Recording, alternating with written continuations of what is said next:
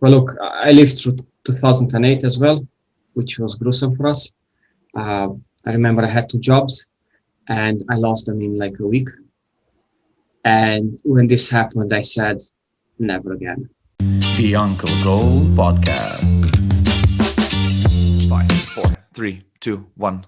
Hello, everyone. Welcome back to the Uncle Gold Podcast. My name is Borna Zober. This is the Uncle Gold Podcast where we focus on finding the gold in life. I bring people on. We will talk about personal development. And today we'll be focusing heavily on finances because that's an intrinsic part of finding happiness in life, right? Playing the game. But yeah, if you haven't watched the first episode, my today's guest is Vlad. He's a former colleague of mine. We worked together for a few years and we had an amazing trip to Berlin, had a really fun time. And today I brought him on to share some ideas with you about finances. Vlad, welcome back to the Uncle Gold Podcast. Hello, Borna. Thanks for having me. It's great to see you again and have a new chat. Last time was a good experience.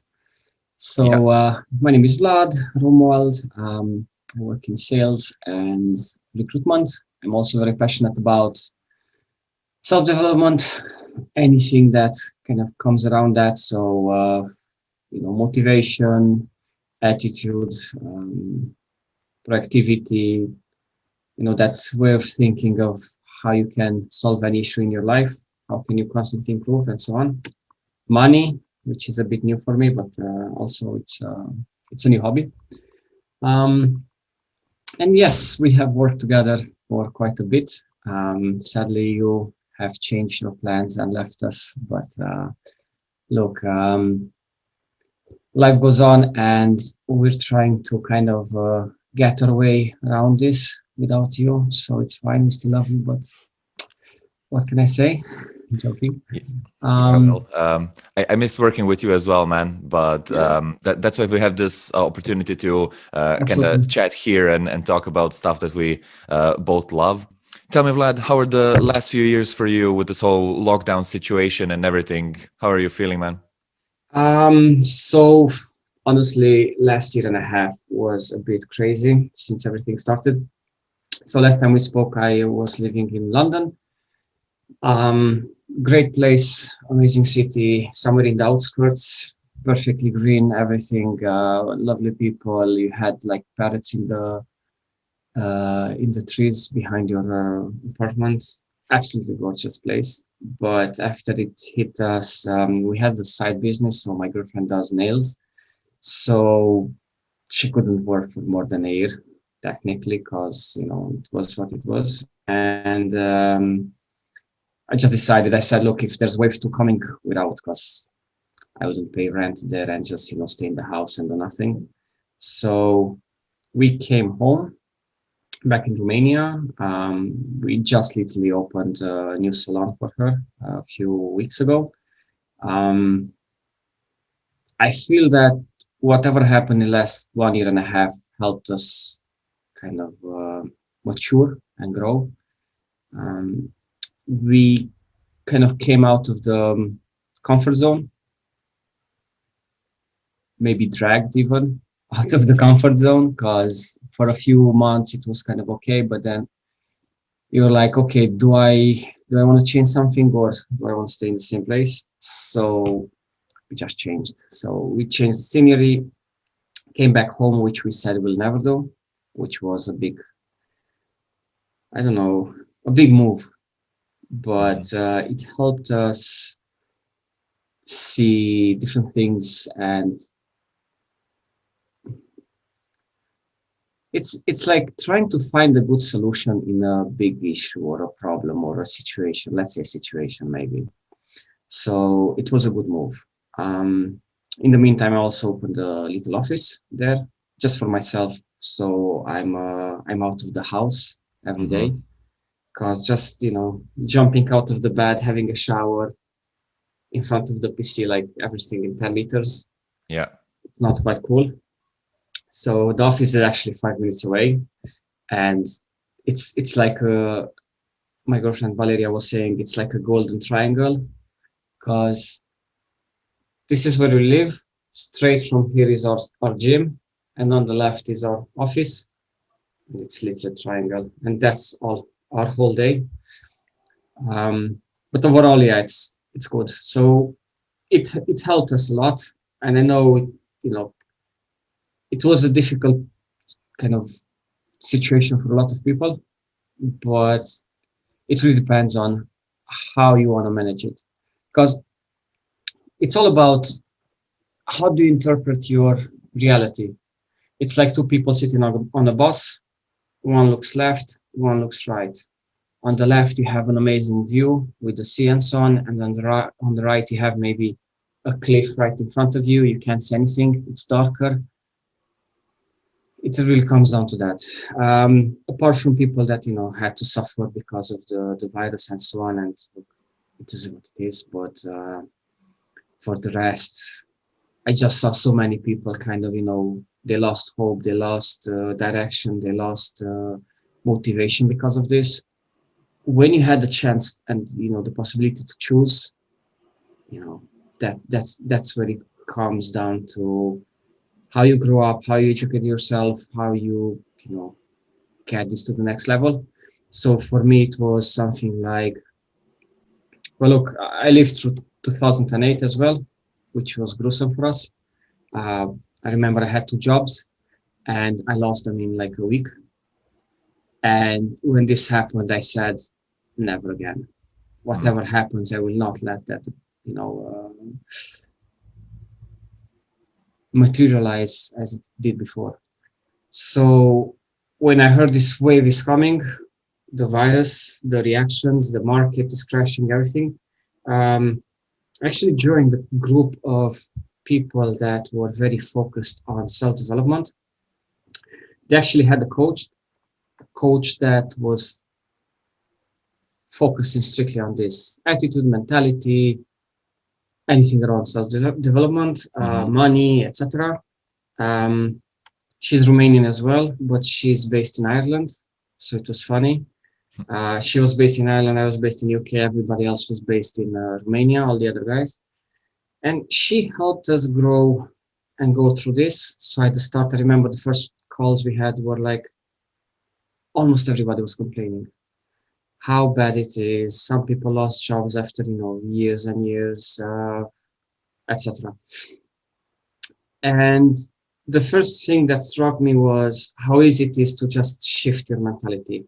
Okay, so let's complain about stuff, or let's talk about a situation we are in right now, and maybe listen to other people who say, look, I'm in a similar situation, and then how can we fix this? What can we do about this? What can we change? Slowly, so within a month, the whole discussions took that direction. So from everybody complaining to everybody, look, this is where I am at. What do you guys think? What should I do different? It was amazing, absolutely brilliant. So we went from the negative to the positive. Well, I was in the positive from the start, but some had to do this transition. It was amazing. Mm-hmm. I was just looking for solutions. So I didn't feel like, the end is coming. I felt like, okay, what can I do now? Hey, if you love using YouTube, I recommend the free Chrome extension called TubeBuddy. It allows you to do some advanced keyword research, cut your publishing time in half, and also rank your videos higher in search. I use them when creating for all my 3 channels. They have a paid version as well, but I recommend starting with the free option for starters. They give you a lot of data when watching YouTube, also comparing your stats to other YouTube channels, and help me a lot to gain more subscribers and more viewers on my channels. As I said, it's a free Chrome extension, but please use the link down below in the comments. And if you go for the paid version, type in BornaTubers to get a discount of 20%. And now let's get back to the video. Yeah. And that was it. I joined a group of people.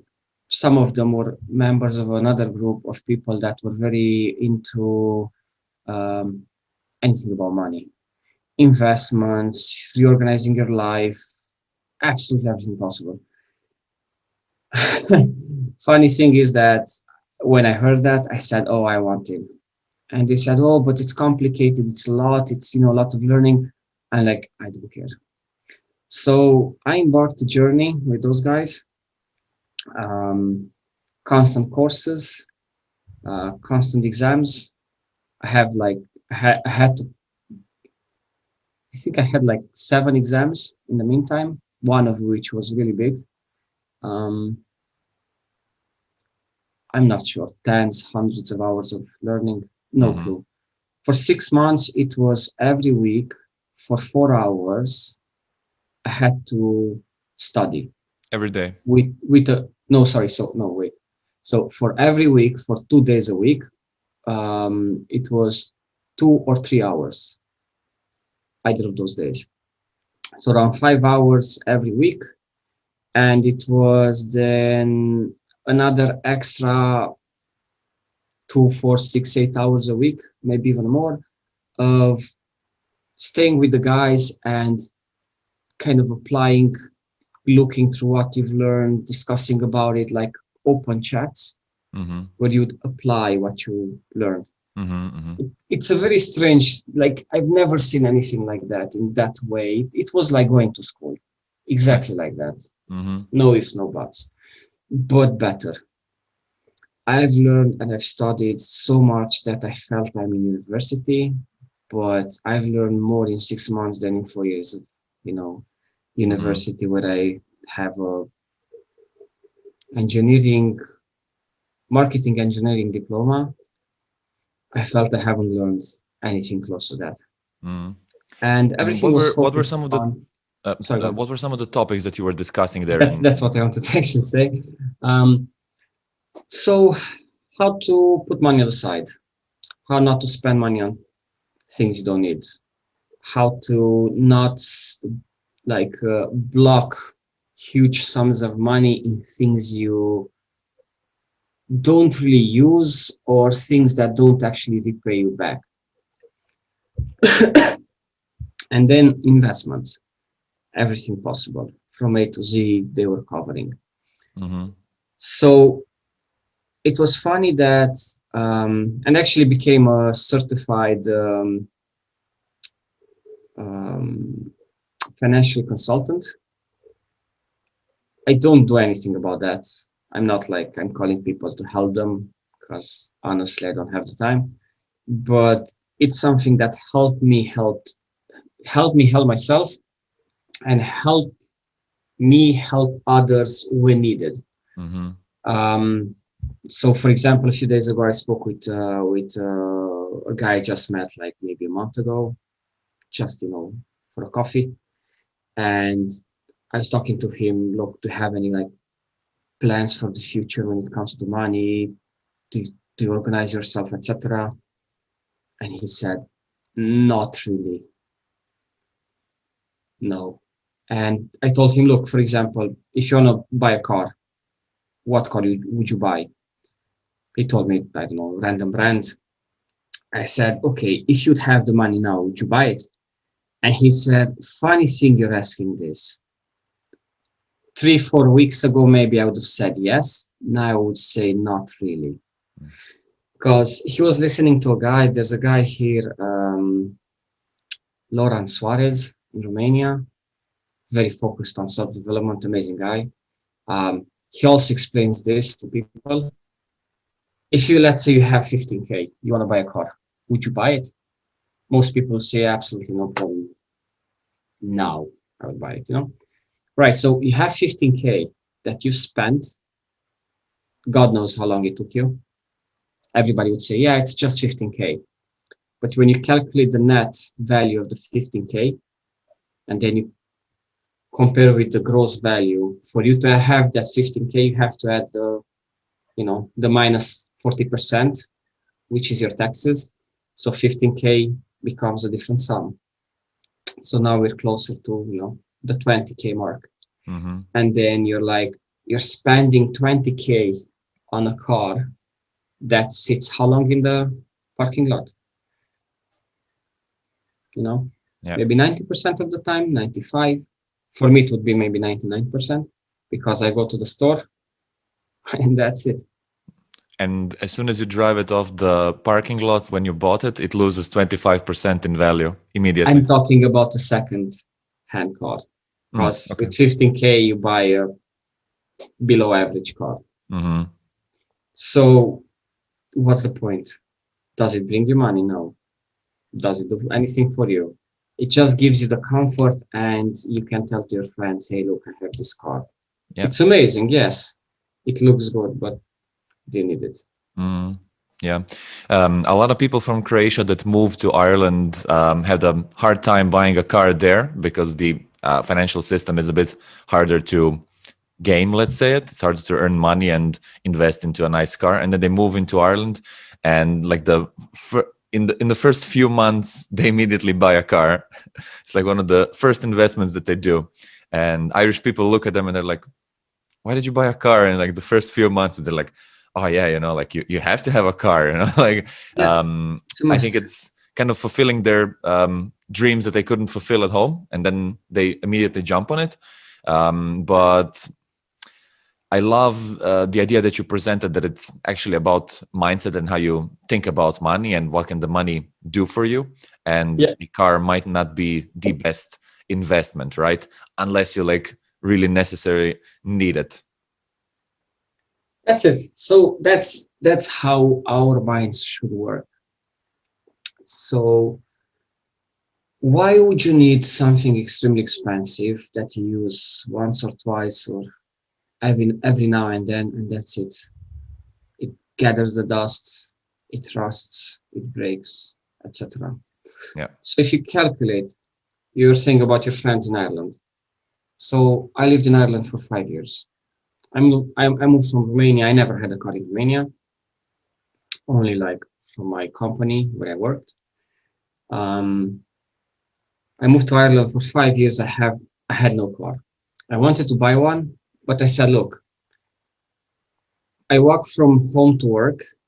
I take the train. I'm at work in 40 minutes. I would never drive to work because the traffic in Dublin is beyond crazy. Yeah. So it made no sense to buy an expensive car. Plus, you're on an island. Like the max you can go is 4 hours in one way, or 5, something like that. What's the point? Yeah. Okay, so you buy an expensive car, made no sense. I said no. I wanted to buy a cheap car. I said I'm gonna buy like the cheapest I can find, but okay, like a Volkswagen Polo. I said fine, whatever. €1,000 pop. It's perfect.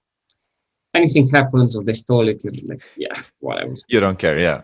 You don't care. It breaks down. I think it's actually cheaper to buy another one than fix it.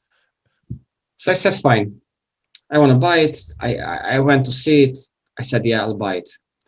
I called the insurance companies to get a quote. Guess how much?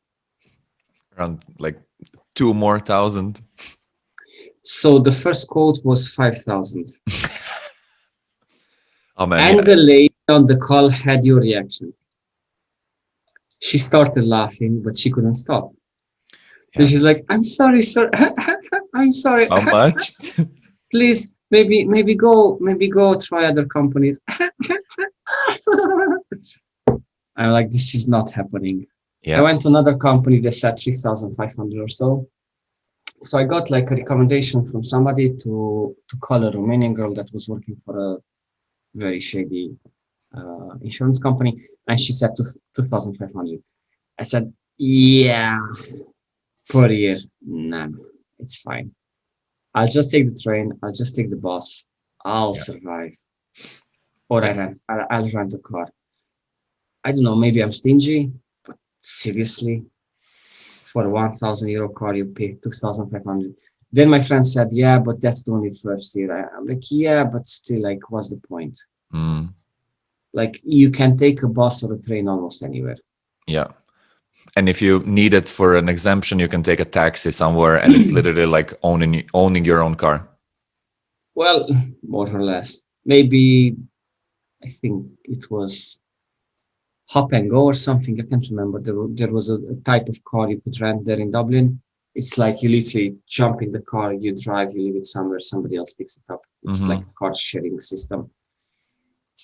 Again, when you don't need it. If you have kids, etc., you're dependent of moving back and forth, yes. But for us, my girlfriend was working from home. I was working either from home or from the office.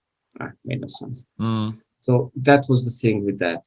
Hey, I hope you're enjoying the Uncle Gold podcast. If you want to support this whole project, make sure you go to the second channel called Uncle Gold Podcast Clips. There I create short form videos with the best topics from the interviews that I do on the main channel. You get their videos daily. They're separated nicely into playlists so you can choose the topic that you want to watch most. And now let's go back to the video.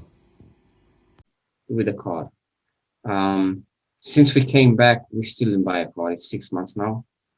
I wanted to buy it, and I was like, yeah, 15K, because I wanted the Volkswagen Tiguan, four-wheel drive. I'm like, yeah, and then I go to the mountains. So I figured out the money I spent on it. So it was like 15K. Insurance is like somewhere between 1,000 to 1,200 for the full coverage. Then you need all the checks, oil change, everything, etc. And maybe a parking lot that costs somewhere around 50 euro a month. I have a garage, but it's full of crap I don't need, which I need to I need to throw. So like, yeah, I told my girlfriend, look, I won't buy a car. I'll just rent one. So we rented one for like 5 days. We went to my parents' house, like a Renault Megane. Brilliant car. Took us home, brought us back 150 euro, which I made in 2 days from something different. Not my job, just like a passive sum. Yeah. Like, what's the point then? Yeah, I know what you mean. I kind of feel the same. A lot of friends asked me in Croatia, like, why wouldn't you like take a loan from the bank and buy a car? And I'm like, I don't know, man. It's just like a huge financial downside. You have to pay it for a few years. Yeah. You pay a lot more than you actually pay for the car. And I didn't need it. I lived in the center of Zagreb, so everything was like 10 minutes walking away. Zagreb has great, like public transportation, so you can be anywhere in the city in like half an hour. So I was like, nope, like if there's an exception, I'll just take a taxi and it's fine. I think that a lot of people make a mistake. I'll give you an example of my friend. He goes into debt to buy a car, and then as soon as he approaches the end of the debt, he takes another loan to pay off this loan to the end, and then buys a new car. He kind of repeats that cycle, and I'm trying to convince him that it's not the greatest idea. But he kind of won't listen. Exactly like this. I had a guy I know, not even a buddy, like I just know him. I heard him talking about this. He got a car. I think it was around 5,000 euro, which he borrowed from the bank. Maybe 5,000. I think it was around 5,000. He borrowed the money from the bank. He got the car from someone. The engine literally burst or something. He got like, how you call it, total. I think, yeah, that's how you call it. It got totaled, the car, from some engine failure. He had to sell it. He lost 2,000 or 3,000 on that transaction. He was still paying money for that car to the bank. Yeah. He took another loan from the bank and from his mom to buy another car, which was 11,000 euro.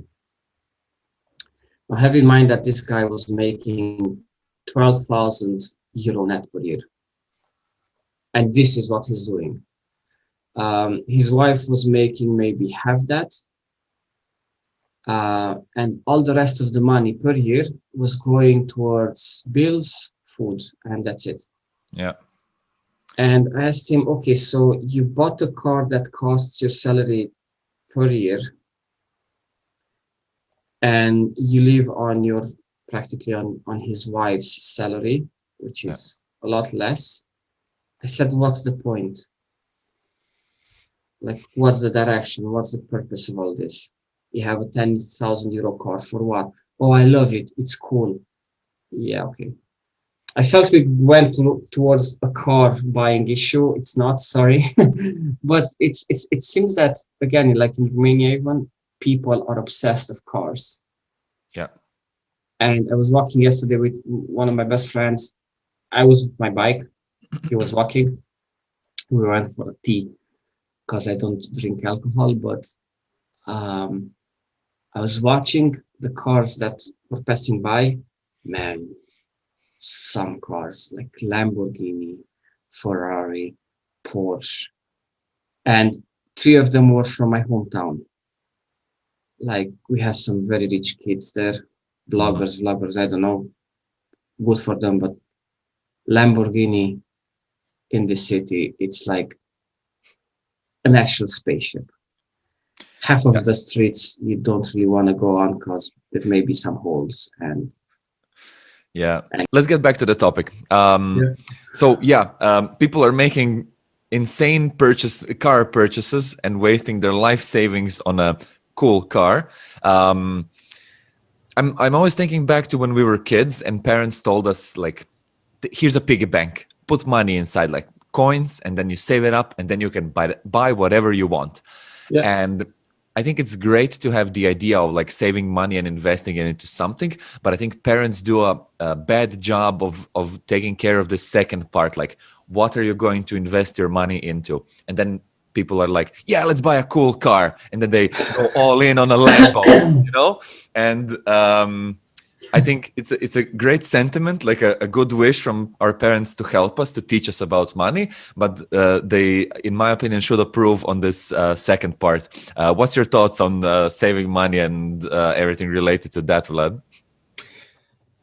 Being, I mean, having this financial consultant title um, taught me a lot of lessons. And we actually had studies about what people spend money on and how many people save. Mm-hmm. So, for example, in Romania, a third of people put money like under the pillow, under the mattress, actually, Yeah. under the mattress. Um, a quarter, no, a third never save anything. They literally live from one day to the other, and the others invest in a way or another. So most people have no clue what to do with the money. It's money is a taboo. People have this mentality from maybe the communism that do not talk about money because it's not okay, it's not polite, don't brag, etc. And then nobody talks about anything. Yeah. They just talk about, carbs. Um, for example, when I was a kid, and I actually spoke about this like yesterday with somebody. I was 6 years old and it was Christmas, and I got a present from one of my mom's friends. Um, it was like a big chunk of like piled or kind of wrapped newspapers, Mm-hmm. and I had no clue what it is. Very light. She just said, "Look, this is your present," and I started opening it. And what is it? I kept opening paper after paper after paper. I'm like, what is it? It like from this big, it got like smaller and smaller and smaller, and my expectations shrank smaller and smaller. What can it be? 6 years old kid, like I don't have a big imagination, but come on, dude, like it was this small at one point. I was like, what is it? She just said, yeah, go on, go on. Like, bitch. opening. And it was a coin. It was a 100 lei, which is my money. It was 100 in that value. It was a brand new shiny coin. It just literally appeared. Like minted, Mm-hmm. chromey like color, absolutely brilliant. It looked amazing. It was the most beautiful coin I've seen in my life. I Cool. was like, wow, what is it? She's like, it's money. How much? She's like 100. How much is that? It's a lot. Okay, what do I do with it? You buy stuff. Okay. What? Toys. Cool. What can I get? Just, she said, just get a few more and you're gonna buy whatever you want. Cool. She actually became my accountant now. Mhm. uh, Go For figure. people that don't know Romanian currency, how much is 100 lev approximately?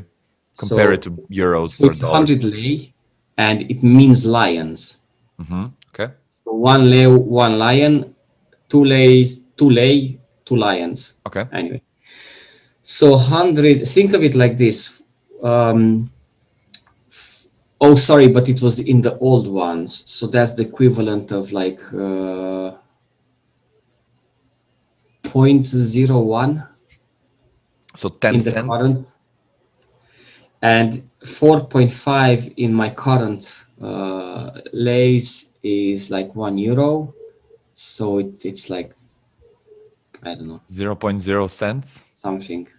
I, All I'm right. too So tired I, to. I imagine that you didn't buy a lot of toys then with with So that. you'd be surprised at that point, like this is the equivalent now, but then it was actually quite a sum for a kid. You could actually buy like a ton of like little things like sweets and so on. Um, so what happened was I started gathering them. So I was, doing chores around the house or, you know, asking from my grandparents bits and pieces. So at one point I had like 600 of it. And then I just wanted more. So I kept gathering in time. I kept buying stuff, then gathering again. Then I started loaning to my family. So when they needed money, because it was actually pretty valuable at that point. So I was loaning and getting like 50% Back interest. in the interest, yeah. Yeah. Because they love me and they just said, yeah, fine, whatever, here you go. And that's how I bought my first bike. That's how I bought my first PC. That's how I got my second PC, and so on and so forth. What I learned from that was that never in your life allow for a moment not to have backup money. And this is something they taught us in the financial school as well, what I've learned last year. Never allow for a moment to have no money in case anything happens. So everybody should have like a backup. So anything happens, worst case scenario, you have a 1 month backup for rainy days, as you'd call it. But it's an actual backup. Like you lost your job, you need maybe at least a month to find another one. You need money for something urgent, you have it there. So this was one of the most basic rules. Ideally, 1 to 3 months as backup. My whole life I had this because I learned it when I was a kid, because my parents understood it and my current accountant knew it. Have the backup. What happens after that? You have the money. Some people have this disease of they need to spend it immediately. So what happens is that you have the backup, you have a separate fund. So how you call that little pork? Account or No, the a thing where you put bucket. the coins. Aha, piggy bank. Piggy bank. That's it. Thanks. So you have one piggy bank for your rainy days. You have one piggy bank for your expenses every single day. Anything you need, you have that piggy bank in which you say every month I can spend up to a number. Let's say that you make, I don't know, €2,000 salary, and just for expenses, food, bills, I don't know, gym, etc. You have a budget. So you create a budget. Excuse me. A certain amount of money that you can spend, but no more than per month. So you have even that one you have to split in the must spend on, like food, water, bills, transport, etc., and can or should I type of Yeah. products, a pair of shoes, smokes, whatever. Things that you can or you could maybe avoid or you could maybe cut from your expenses, but that has to be replenished constantly. So I need a pair of shoes. I will buy the shoes from that account, from that piggy bank, but I will put it back with my next salary or next 2 or 3 salaries. So it's a sum of money that I will never spend entirely unless something urgent or extremely important. And that's it. And then always put it back. And then you have the rest of the money that is going to represent your future. What does this mean? Well, look, most people reside on or kind of think of the pension as being their future. So personally, if you think that the pension will allow you to live a decent life, it's fine, but it depends in what country you live. In Ireland, in UK, in Germany, it might be okay. In Romania, so the average pension right now is 1,300 in our own money now. That's the equivalent of around 270 euro per month net. Yeah. That's what Croatia kind of has the same numbers there. Yeah. All East European countries have that. Yeah. In Moldova, you don't even want to know. It's like under 100 euro. That's the average. Some people have pensions of like 10,000 euro who work or worked for the state on very high positions, politically placed there. Some of them have pensions now while they're working of that level because, corruption. But the point is this. So our grandparents never knew what to do about this. They never had the possibility, some of them, like the ones that, for example, live in the countryside, they never saw a bank account, a card. What can they do? Yeah, it was just cash. That's it. So they would, put the money on the side. With the inflation, with the changes in environment, economy, etc., the money would be worthless, 40 years later. And that's it. So what can you do? And then you have the options you have today, but you have to have the mentality to think about it, attitude to want to do something about it, and then actually the effort of learning what to do about it. Yeah. So you have a lot of options. First off is have a private pension. So it's not a bad idea. It's a bit better than the state one, and it gives you on average 4 to 6% compound interest. Do you know what compound interest is? Yeah. Okay. It's taxed over time.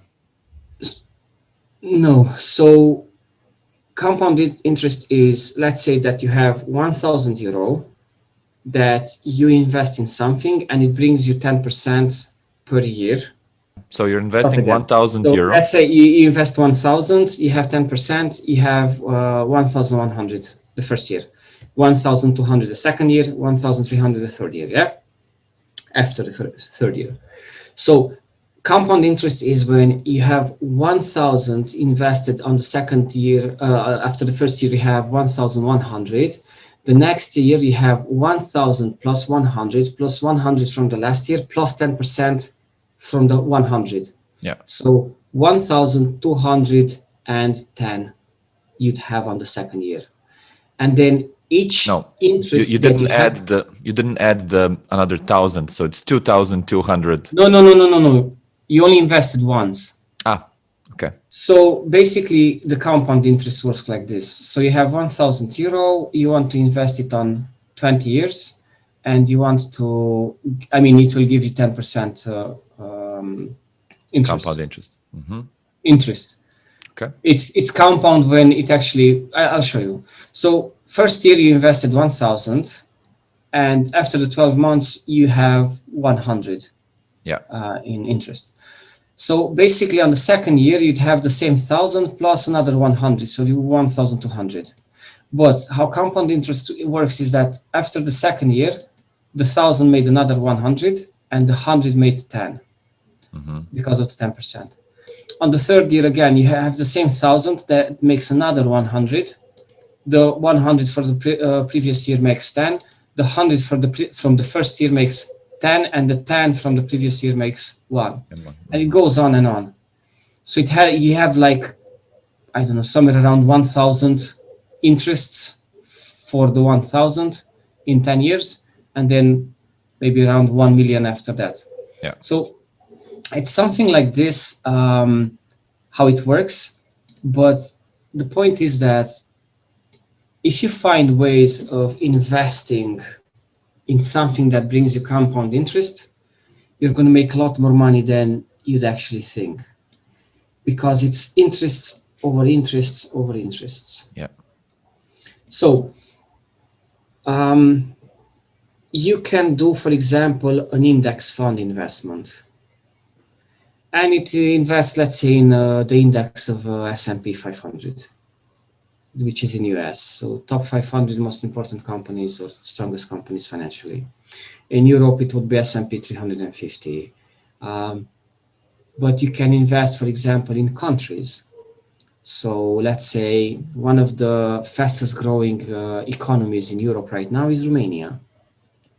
So it's BVB. It means in Romanian it's Bursa de Valori București, which means the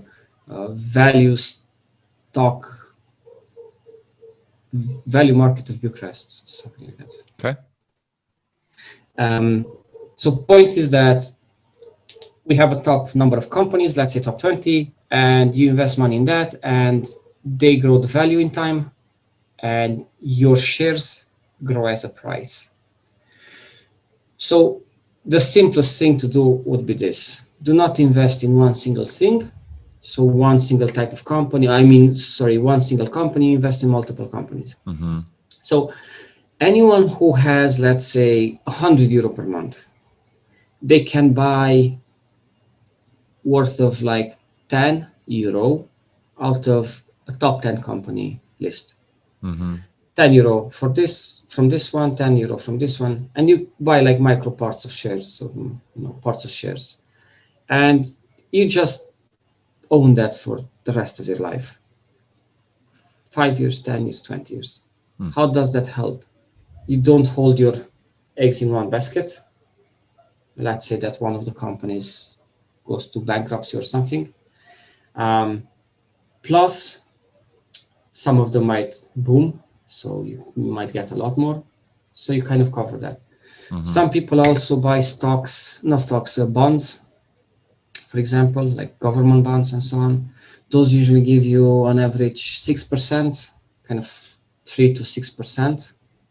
But if you do this with companies, you'd get somewhere around maybe 10 to 15%. So you can do that and that. So let's say, for example, when I discovered this way of doing it, I started putting like 300 a month. So 300 a month in 1 year is like 3,600. And then each month, each sum of money that you have invested brings you a certain portion of it back.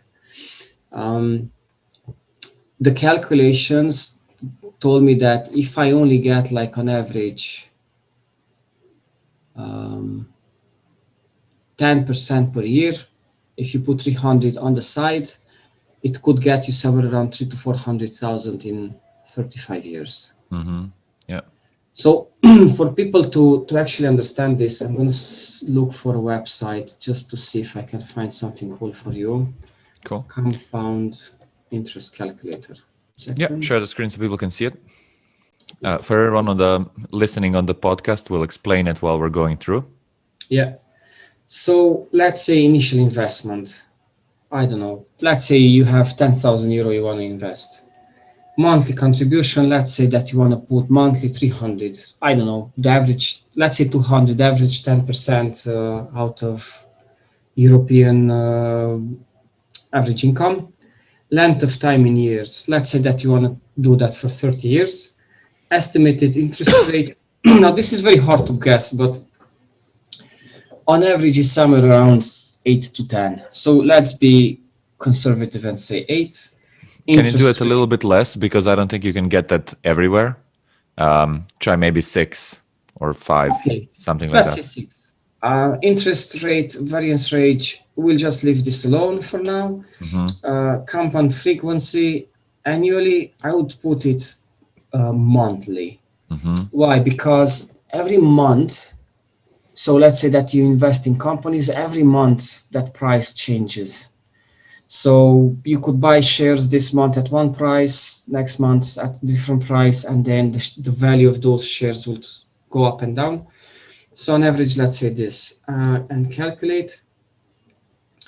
So you put $200, it's actually dollars. So $200 a year, sorry, a month, and you get somewhere around $261,000 at the end. So normally, if you just put that money on the side, you'd get $82,000. I'll just make it a bit bigger. So you put 10,000 plus, the extras, and then it shows you how the compound interest works. And at the end, you have 82,000 if you only have the money on the side. To the side. Yes. Or 261,000, which is, over 3 times more. Yeah. Actually, 4 times.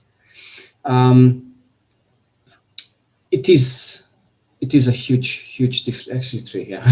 It is a huge difference. So this is how it works. You just need to start looking for ways of doing it. Yeah. Vlad, I love that you pull this chart and leave it on for a second longer. So for everyone listening, the difference is huge. But what we can clearly see here, right around the point of maybe year 10, the difference is actually not that big. So the biggest returns from compound interest is at the end, or basically the longer you have it, the bigger the impact becomes.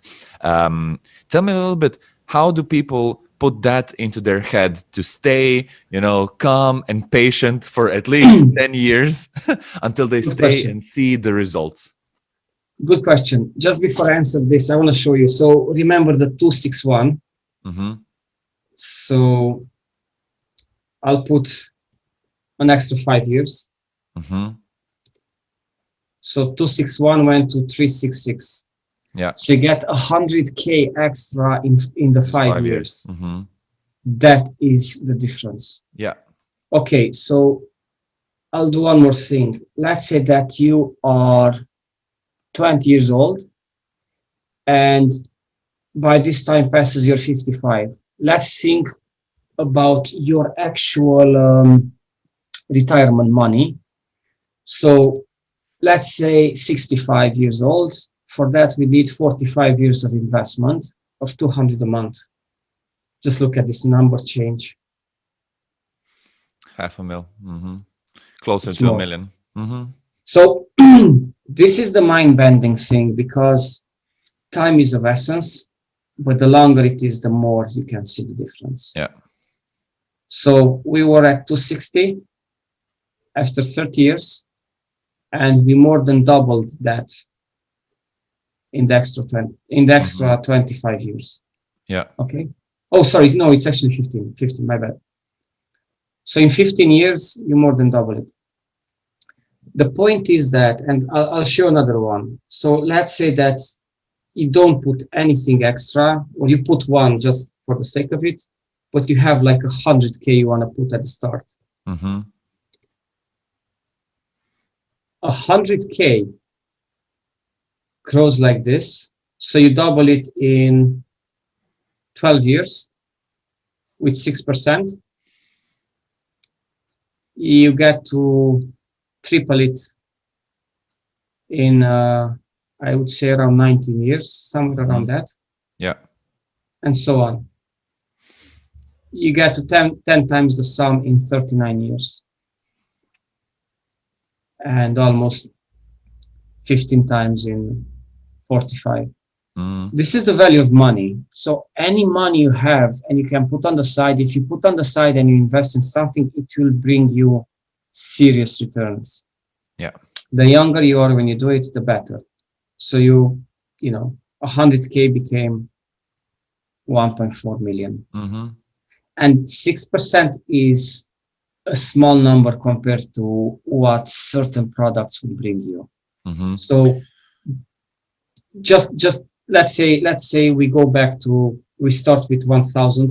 You just put 1,000 today and you put 300 and you do something super intelligent and you get like 8%.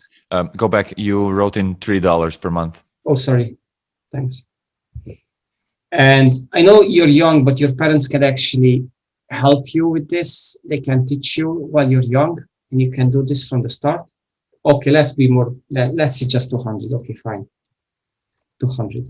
Cool. But 8%, and you calculate, by the time you're old, you have 1 million euro, dollars. Yeah. It is a huge, huge difference. So you can be a millionaire if you set things straight while you're young. So, okay, don't start, you don't have this money, you don't have this time. But the point is that any time in life you start doing it, and the more you put on the side, the better. Yeah. So experts say that while you're under 30 years old, you can put somewhere around 5-10% every month on the side. And the older you get, you have to put more. By the time you get to 40 years of age, you should put 20 to 30% of what you make on the side. So at this point, me personally, I think I put around 30% on the side. But this year, I actually invested almost my entire salary because I found a few sources that will bring me a good return in time. So I invested a lot. I had some money on the side. Some were invested in this, some I invested in different things. And it brought me a lot of money, but with the market, with the fluctuations, I saw the value of my money go down. But it's not the value of my actual money, it's the value of the things I bought with my money. So for example, you have $10,000 and you say, yeah, I have this money, it's fine. You have to calculate the inflation. So in US, the inflation for this year is around 4%, if I'm not mistaken, which is a record high. Yeah. That means that next year, your value for the same money will be minus 4%. If next year that repeats, it's minus that. So basically, you have to counteract this. So you technically have to, just based on inflation, have to earn 5%, let's say, ideally every year more, just to keep up with it. Exactly. So if you do something where you can invest your money and you get a 6%, you realistically only get 2% because of the inflation. So you need at least 10 to get the 6. Excuse me. Okay, so this is the next level. How do you do this? And this is through reading, studying, learning. But I'm not talking about rocket science. I'm talking about very basic stuff. If you invest your money in, for example, who invested in Amazon 3 years ago, they've doubled their money in 3 years. Who invested in Tesla, who invested in, you have the company, there's a company in China called NIO. They want to produce cars. They didn't actually produce, I don't think they did yet, but their value, the stock value jumped like 20 times. Yeah. They're also an electric vehicle company. Yeah, exactly. That's what I wanted to say, actually, an electric vehicle company. So some of the investments you'd make on companies that you're 100% sure they're stable. So part of your portfolio, you'd invest in those, and part of your portfolio, you invest in like companies that seem they would get to a good level in the future. And then you can cover this, even 10, 15%. Yeah. And then you're sorted in the future. But these things you learn in time. You start with a book about, how to do it. Then you do a course online or something. It takes you minutes every day. The point is that in time you can gather a hefty sum of money and you can use it for whatever you want. How does it work? So let's say that you are at any age. Let's say you're 20, you're 30, you're 40, you're 50 even. Even when you're 50, you can still do it. You just need to be like realistically motivated about doing something for you, and that will ask you for some time. So most people do what? They finish work, they watch TV, they do stuff they don't need, etc. Let's say you wash dishes. You put your headphones, you listen to something that will help you learn this. Yeah. You can read a book when you're bored. You can do an online course and come on, like on YouTube, you find billions of hours, I think, of stuff that can teach you. Free, completely free. And you learn about something basic. How can I make money through investment? And you watch 10 different videos and you pick 2 that you liked and you go more into it. And that's how you learn. That's how most people would do that do not have any kind of, courses like official diplomas or something around it. And that's how I actually learned. So I had the courses before. I learned how to, do some stuff, but I learned on my own the really juicy stuff. Yeah. So the fact that I got the diploma, the certification of, financial advisor, that was the tip of the iceberg. And then I discovered the iceberg later on my own with a few other friends. We actually created a few groups and we are passionate about this. And I've made a lot more money from that. Because it's the curiosity that,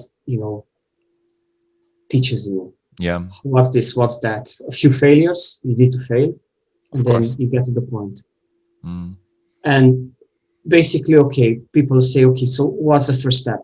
Okay, first step is just look a bit into it. What can you invest? Stocks, bonds, anything you want. You can try it, see how it works, and then your brain will start digging more. I would say everybody should invest 1 or 2 hours a week into topics like this. Yeah. If everybody would do it in 5 years' time, everybody would know how to manage their money. Yeah. I heard a great quote. I can't remember who it is, but he said that formal education will earn you a living. Lifelong private education will earn you a fortune. And I think that's what you're alluding to, that Exactly. Just the education that you get in school or from your parents is not enough. You have to invest more time. You have to find the information and then start implementing it. And I agree on that one. That's kind of how I did it as well. Just started Googling things online and trying to find some answers.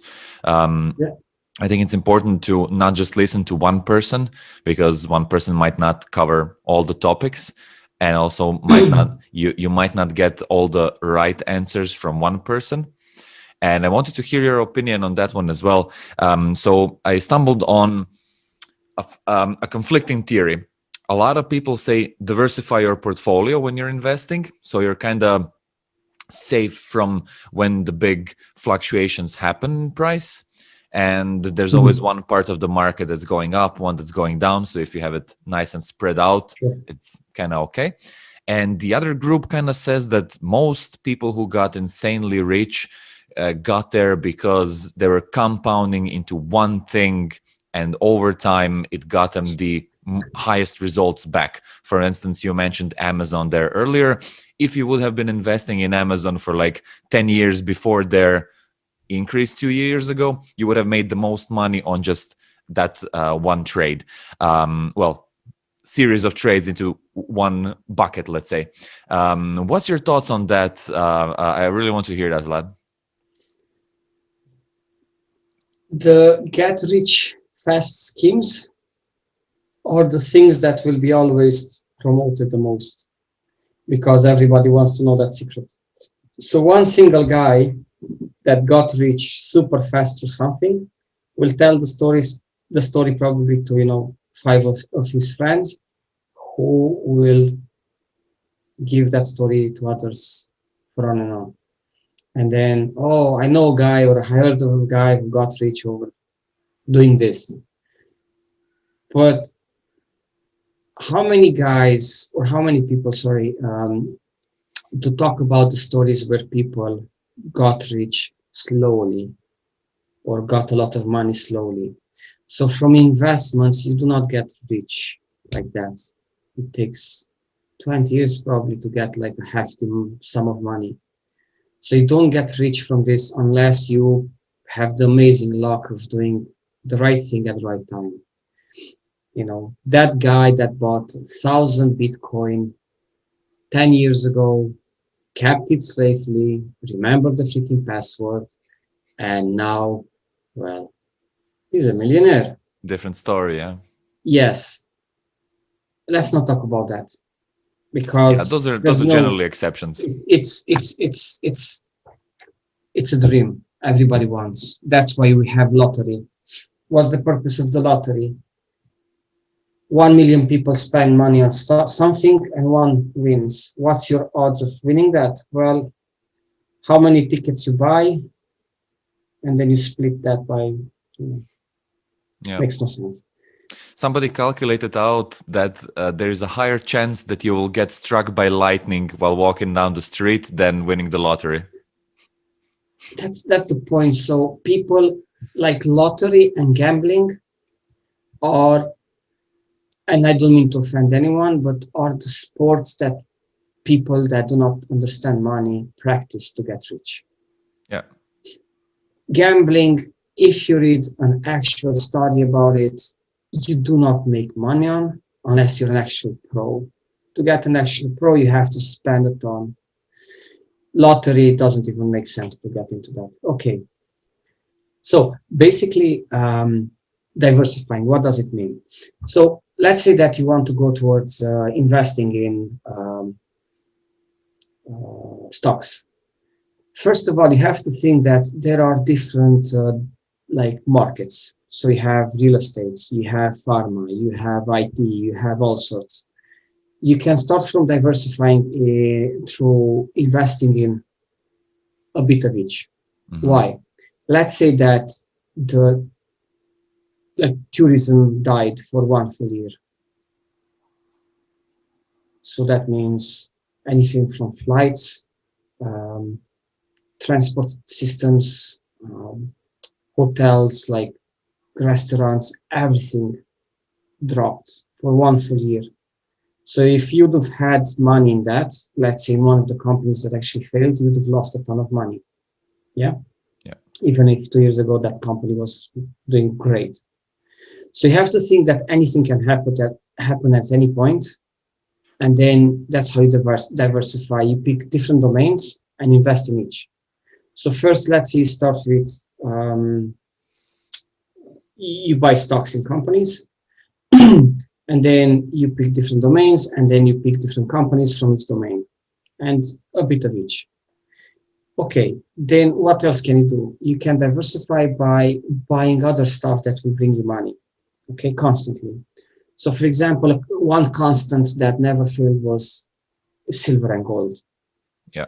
You buy silver and gold, it will always have value because it's finite. When you calculate the value of something, you have to think of what's the chance of that product or item or stock to have value 5-10 years from now. So things that are finite, gold and silver. Relatively finite. What do you mean? We can't estimate exactly how much gold there is underground. We know that thousands and thousands of tons of gold are kind of spinning in liquid form in the core of Earth.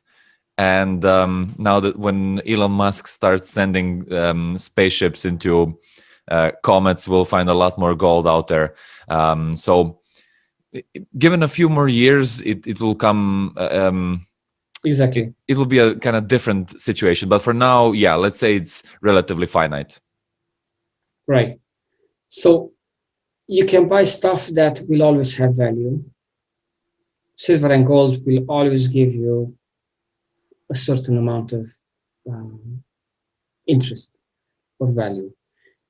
Then you can think of, so some people would say real estate. Now, real estate is a funny story because when somebody buys an apartment, they say, oh, I'm a real estate investor.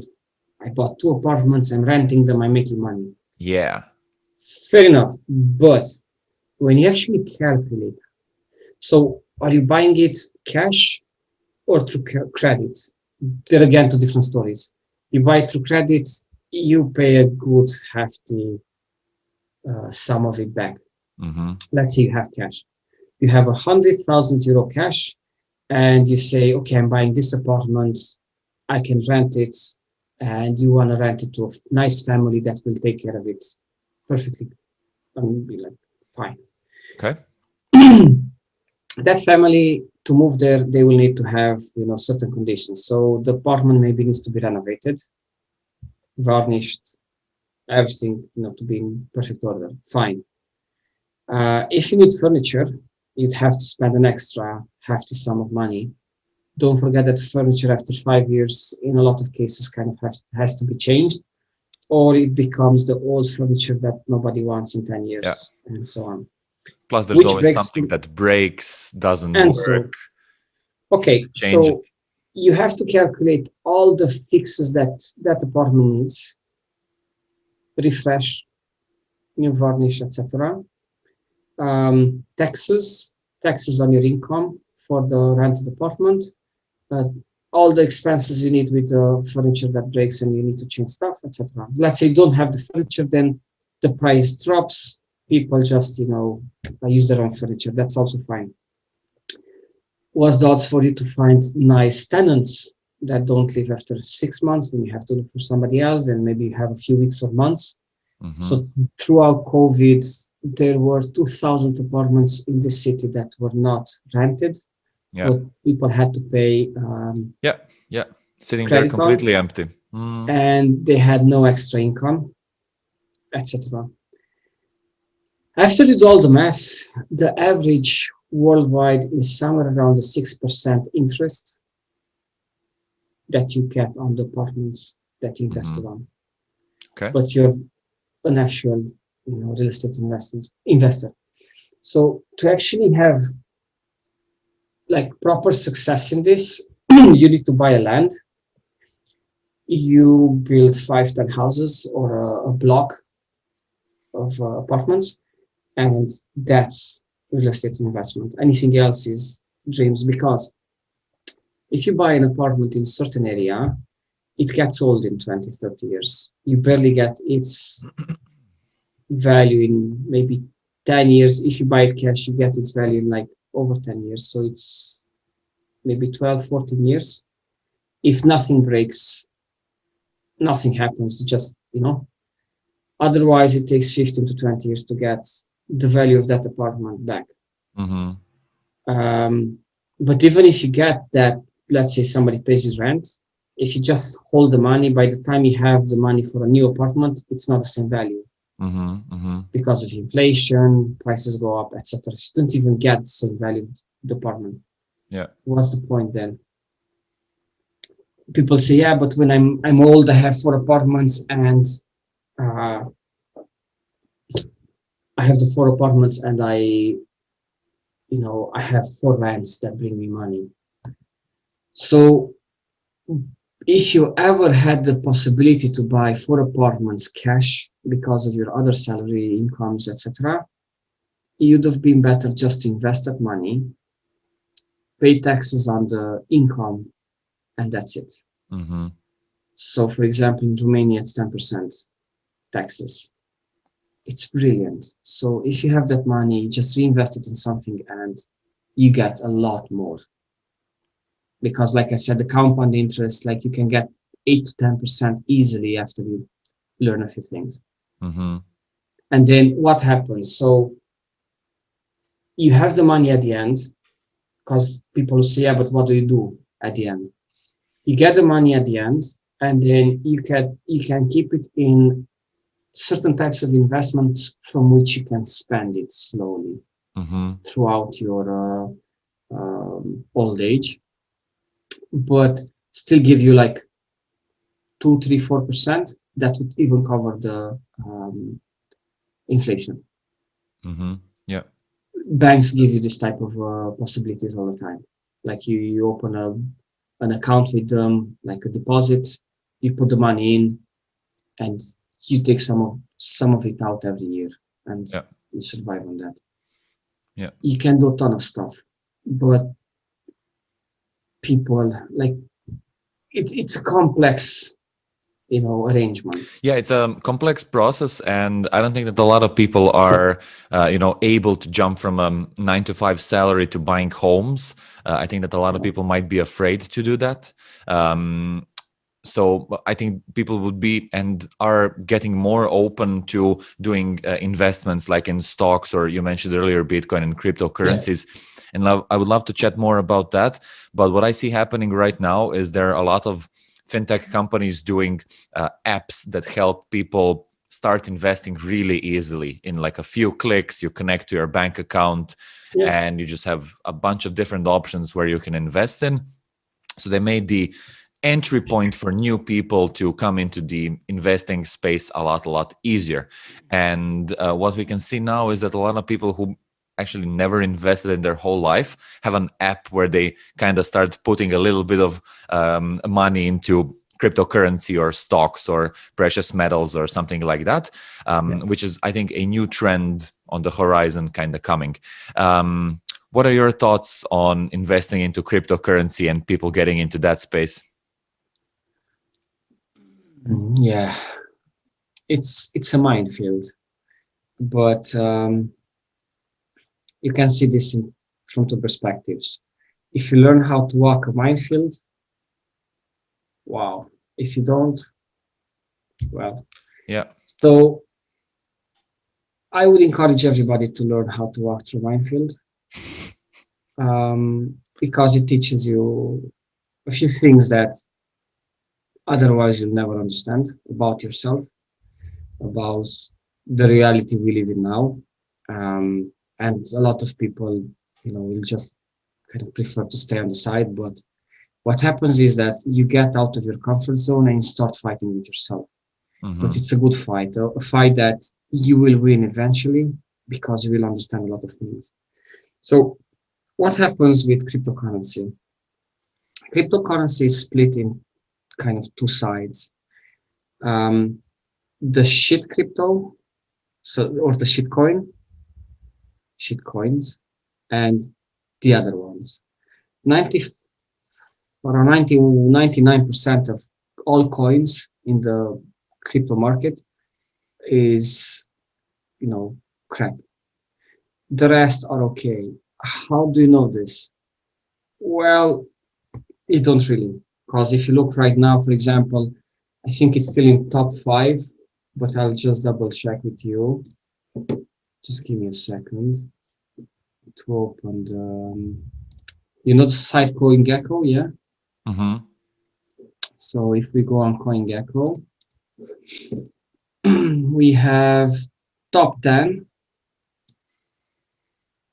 coins. So of course, Bitcoin and Ethereum are the first ones. Tether just represents the USDT equivalent, so US dollar, but the digital version of it. Anyway, so we look at, for example, Dogecoin. Everybody knows it's a shitcoin. Market cap was, I think, 90 million. Sorry, 90 billion. Billion. Yeah. 90 billion, maybe a month ago. Now it's half that. So this is a coin where I wouldn't invest unless I understand the market, and you play with that and you leverage that, so Yeah. it helps you. But if you ever want to invest, for example, in Bitcoin, Ethereum, Binance Coin, Cardano, Polkadot, etc. Some of them I have money invested in, some of them not. But how to get to the point of understanding? So you have to read about each one. But what happens is that anyone who invested, for example, in Bitcoin from the start and has not sold, now has a lot of money, regardless of the fact that for the last few days it dropped. It doesn't matter. Ethereum the same, and so on and so forth. So anyone who invested made money. The only people that actually lost were people that sold. Why? Because the first and most important rule in investments is do not invest with your heart and soul and emotions. You invest through guts, wit, knowledge, etc. So, for example, let's say that Bitcoin got to $20,000 a pop in December 2020. And then somebody said, yeah, I'll buy. The person bought maybe two. They made money. Regardless of what happened on the market, they made money, right? Yeah. But let's say 2015. Not sure if it actually works. Yeah. Okay. So everybody remembers in the winter of 2017 when it actually burst, exploded. Everybody's like, yeah, let's buy. So how many people do you think that bought, let's say at 16, 18, 19K? And then it dropped and it dropped and it dropped until it was like 4,000. So 5 times cheaper. How many people bought and sold within this period, being desperate that, oh, what the hell did I do with my money? Wives being angry on them, husbands being mad on their crazy wives who do not never understood money. But whoever bought at any point from the start till now and kept, they never lost the money. Mm-hmm. So cryptocurrency, if you invest in the good kind of coins, you do not lose money unless you do certain things in a certain way. So even, the ones who bought here at 60K, now, how many of them are crying or, have very negative feelings about it? Oh, look what happened. The life, the pain, the everything. It's because people do not understand how this works. Do not understand how, what's the purpose behind it. So what is cryptocurrency? Cryptocurrency is an environment that is, 11, 12 years old on our current market that will replace the way certain things go. What does that even mean? Okay, so each cryptocurrency, so each coin that is not a shit one, has some projects behind that they represent and support. Yeah. For example, to pay certain things in a certain way, or to do certain types of transactions of data, information, whatever. So, for example, you have, let's look at them a bit. BTT. So it's BitTorrent coin. Do you know BitTorrent? Mm-hmm. So basically, you'd spend this coin, which values like nothing. You'd spend it to increase your speed, the speed for your downloads throughout the torrent system. You have all sorts of coins that would be focused on doing transactions between companies that do a specific thing in a specific area. Mm-hmm. Maybe companies that only deal with transport, or companies that only deal with the medical sector, etc. So these coins will be specialized on that. And then for example, you have the value of USDT in your money, and you buy a certain coin that gives you the possibility to do transactions or something. Everything is very new now, so there's no a proper way of understanding how this works for people that are not passionate about. That's why now it is a minefield. Mm-hmm. But when you understand what it is used for, so for example, you have Elrond, it's EGLD. So these guys might be the second unicorn company in Romania. The first one is UiPath. It's a bunch of guys that created some automation tools that offer companies the possibility to automate almost anything. Mm-hmm. Anyway, point is that these guys also invented a cool system through which what they want to do is they want to offer the possibility for people that are, you know what unbanked people are? Yeah. So for anyone who doesn't know, unbanked people are people that do not have access to a bank account or a card or anything like that. Basically, they still work with physical money. So if you look at countries, for example, from Africa that have like hundreds or thousands of percentages in inflation per year. Yeah. I think it was, but I might be wrong. I think in Eritrea, they have like bills of 100 trillion. So they're trillionaires, but they can barely buy a tomato or something. Yeah. It's pretty bad. What does this mean? So these guys would want to connect an environment through their phones, through which people pay each other. So a company would have a bank account, of course, and they would pay you in cryptocurrency, you who do not have a bank account, but you could use their application without it, without the need of it.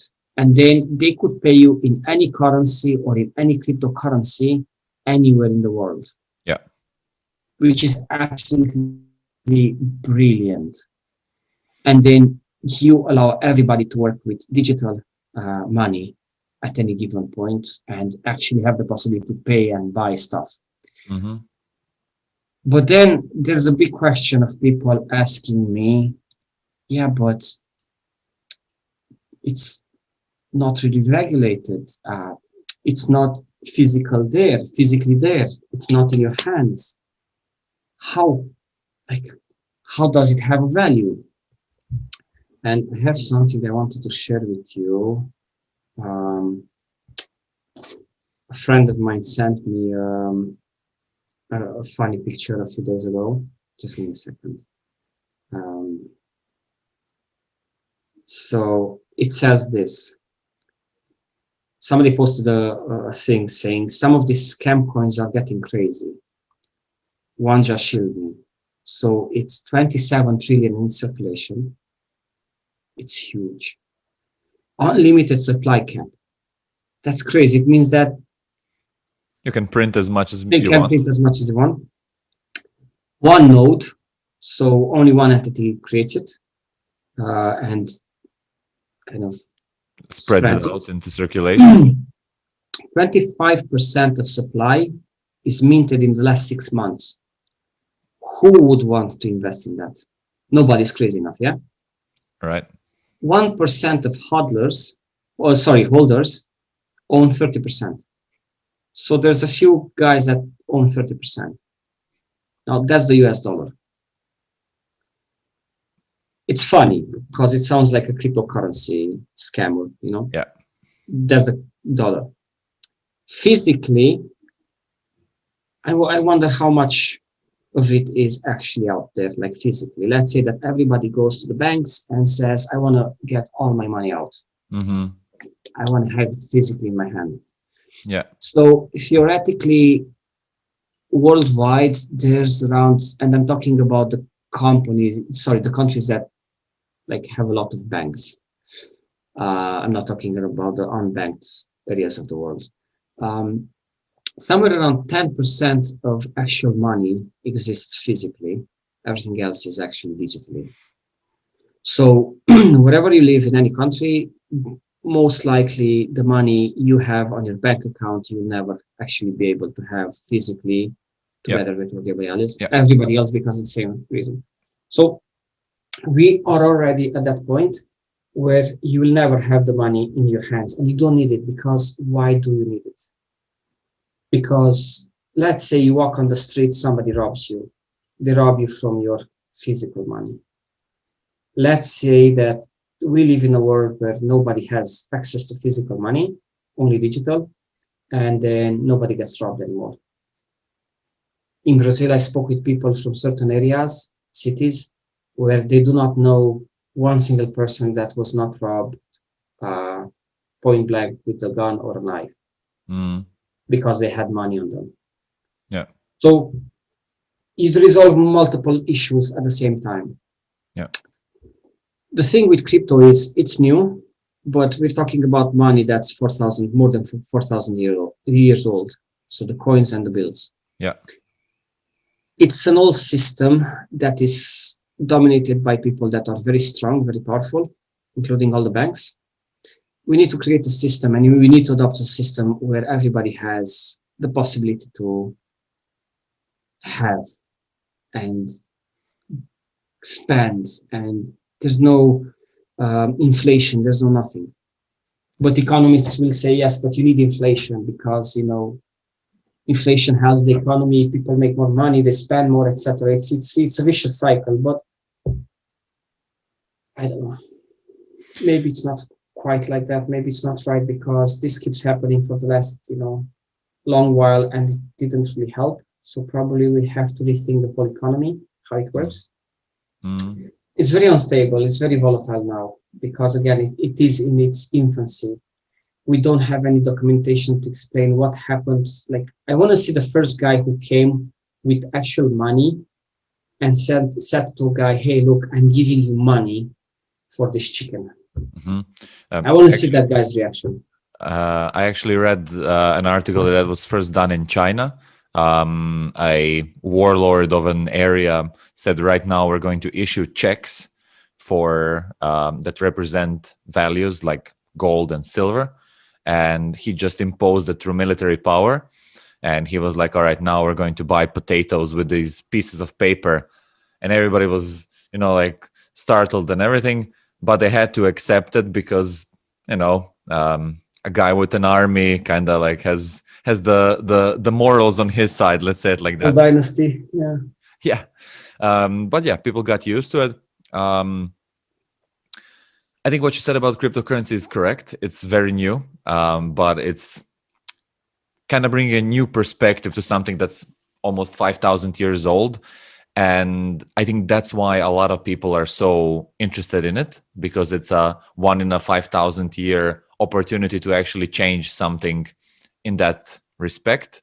And they kind of hold it very dear to this ideological shift in how we approach money. So it's not just, oh, let's make some quick cash. It's let's change how things work.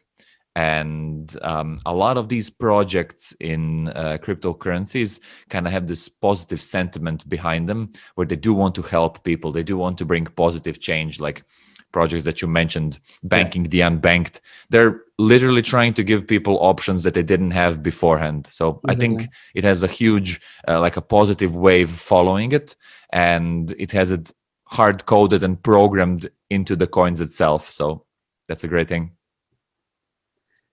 So that's the thing. So we're trying to get used to something we never had a chance to see happening.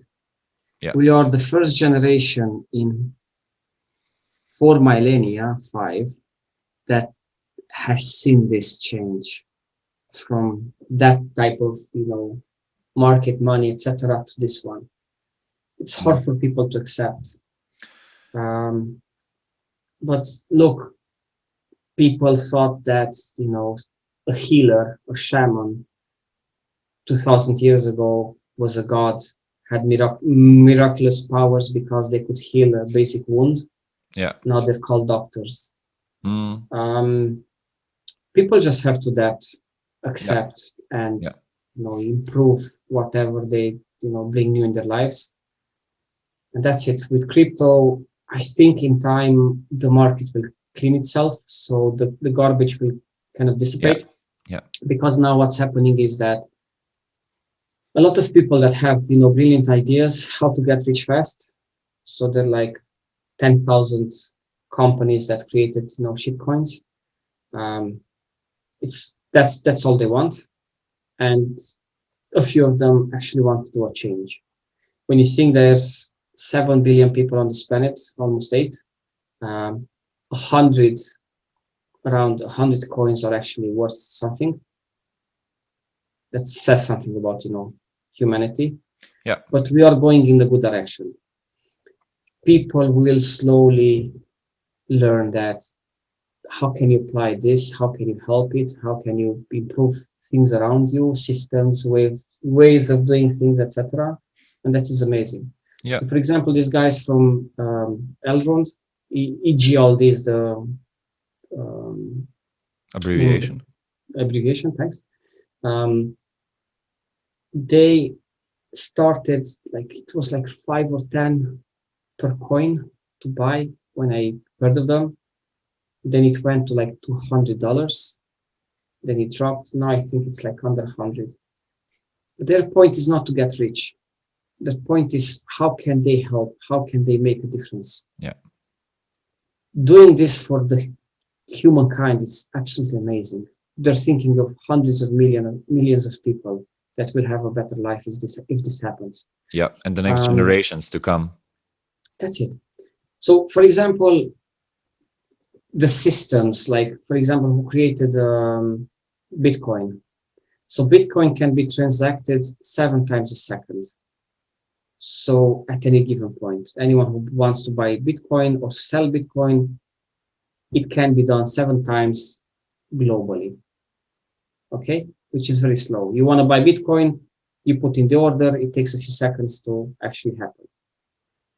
Because there's not like billions of people doing it anyway. So there's a number of people doing it. Elrond has a system that allows 15,000 transactions per second. Mm-hmm. And they don't even have 1 year on the market. Okay, they're using a different system. Whatever. I'm not an IT guy, so I don't know. Mm-hmm. Visa has around 25,000 transactions per second. Now, put this into perspective. How long do we have Visa on the planet?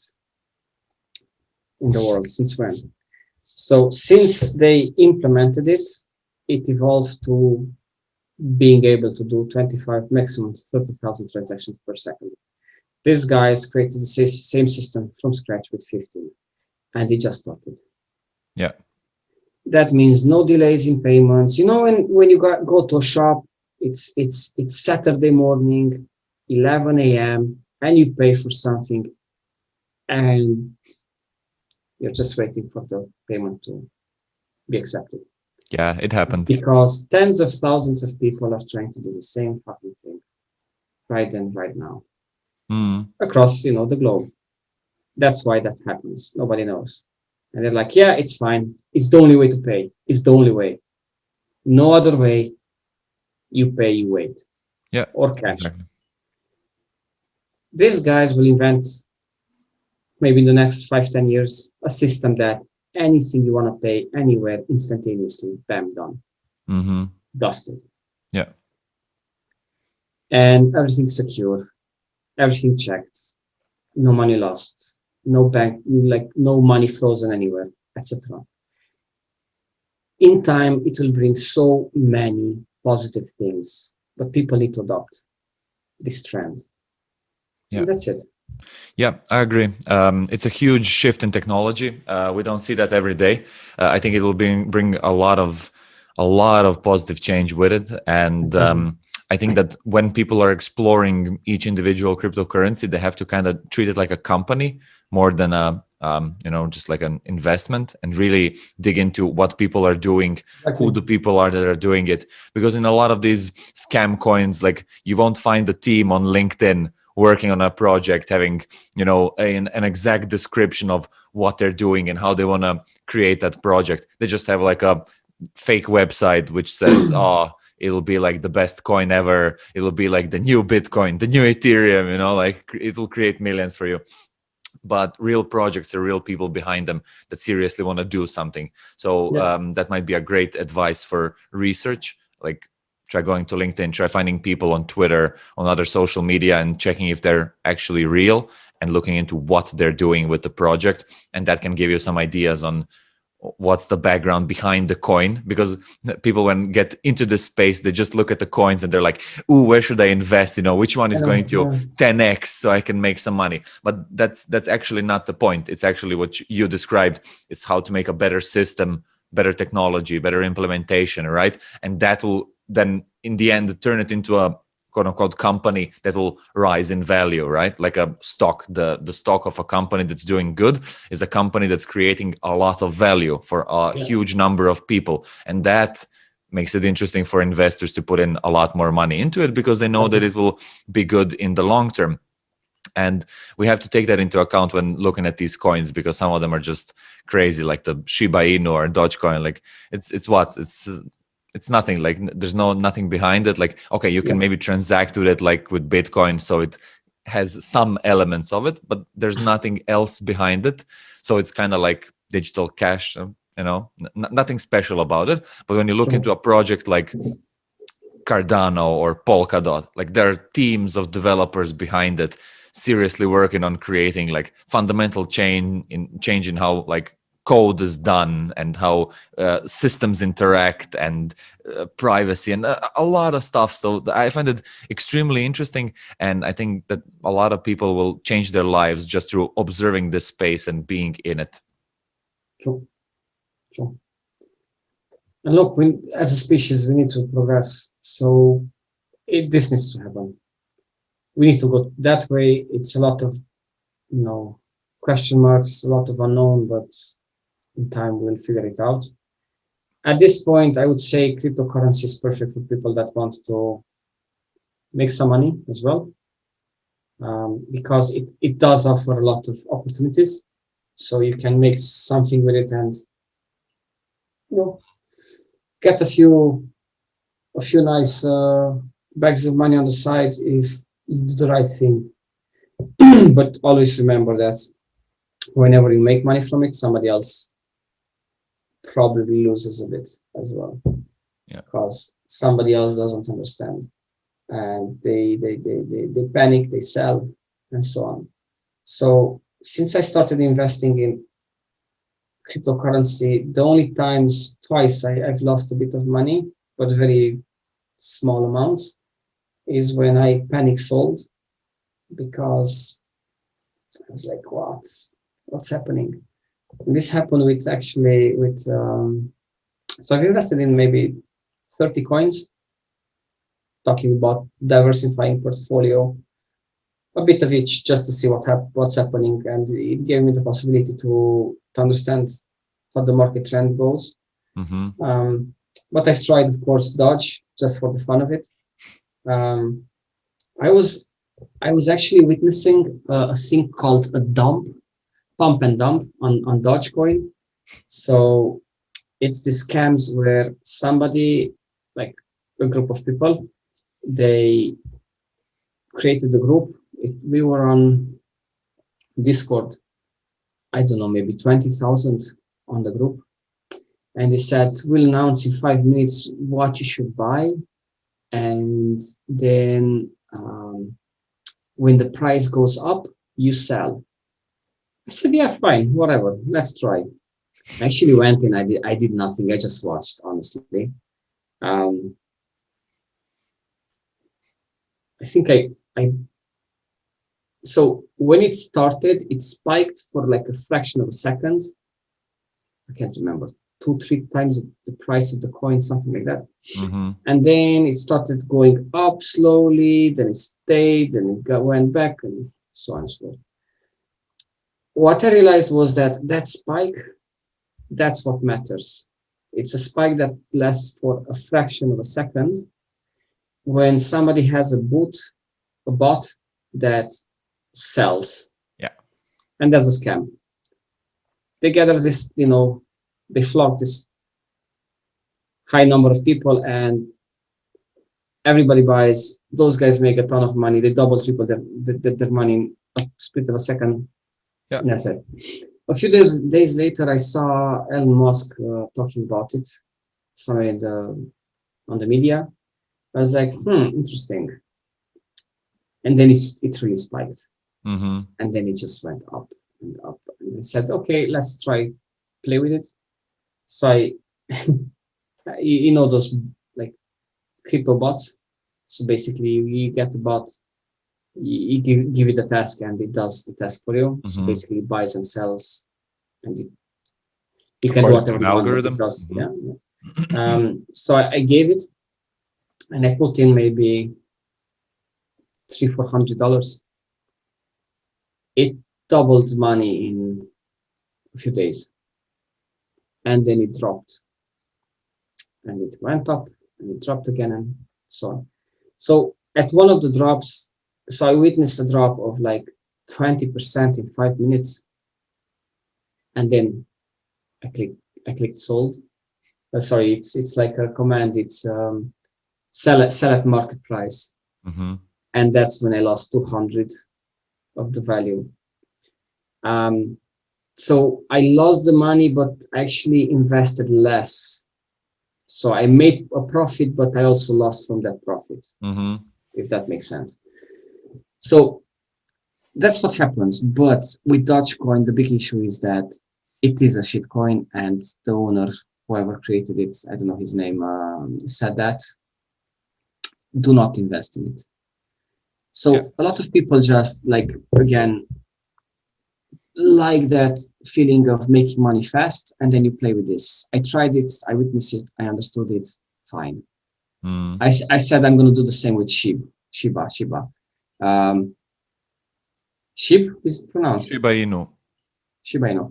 So I invested like $200 in it just to see what happens. It dropped like to half price in the next 48 hours, and now it's like totally down. The money is lost if it never comes back. It's fine. Probably But won't. if it will, I'll get it back. If not, it is what it is. I made a lot more from other coins anyway. It really depends what's going to happen now, because right now the market is like in free fall. It might be the correction everybody was waiting for. It might be a lot of things.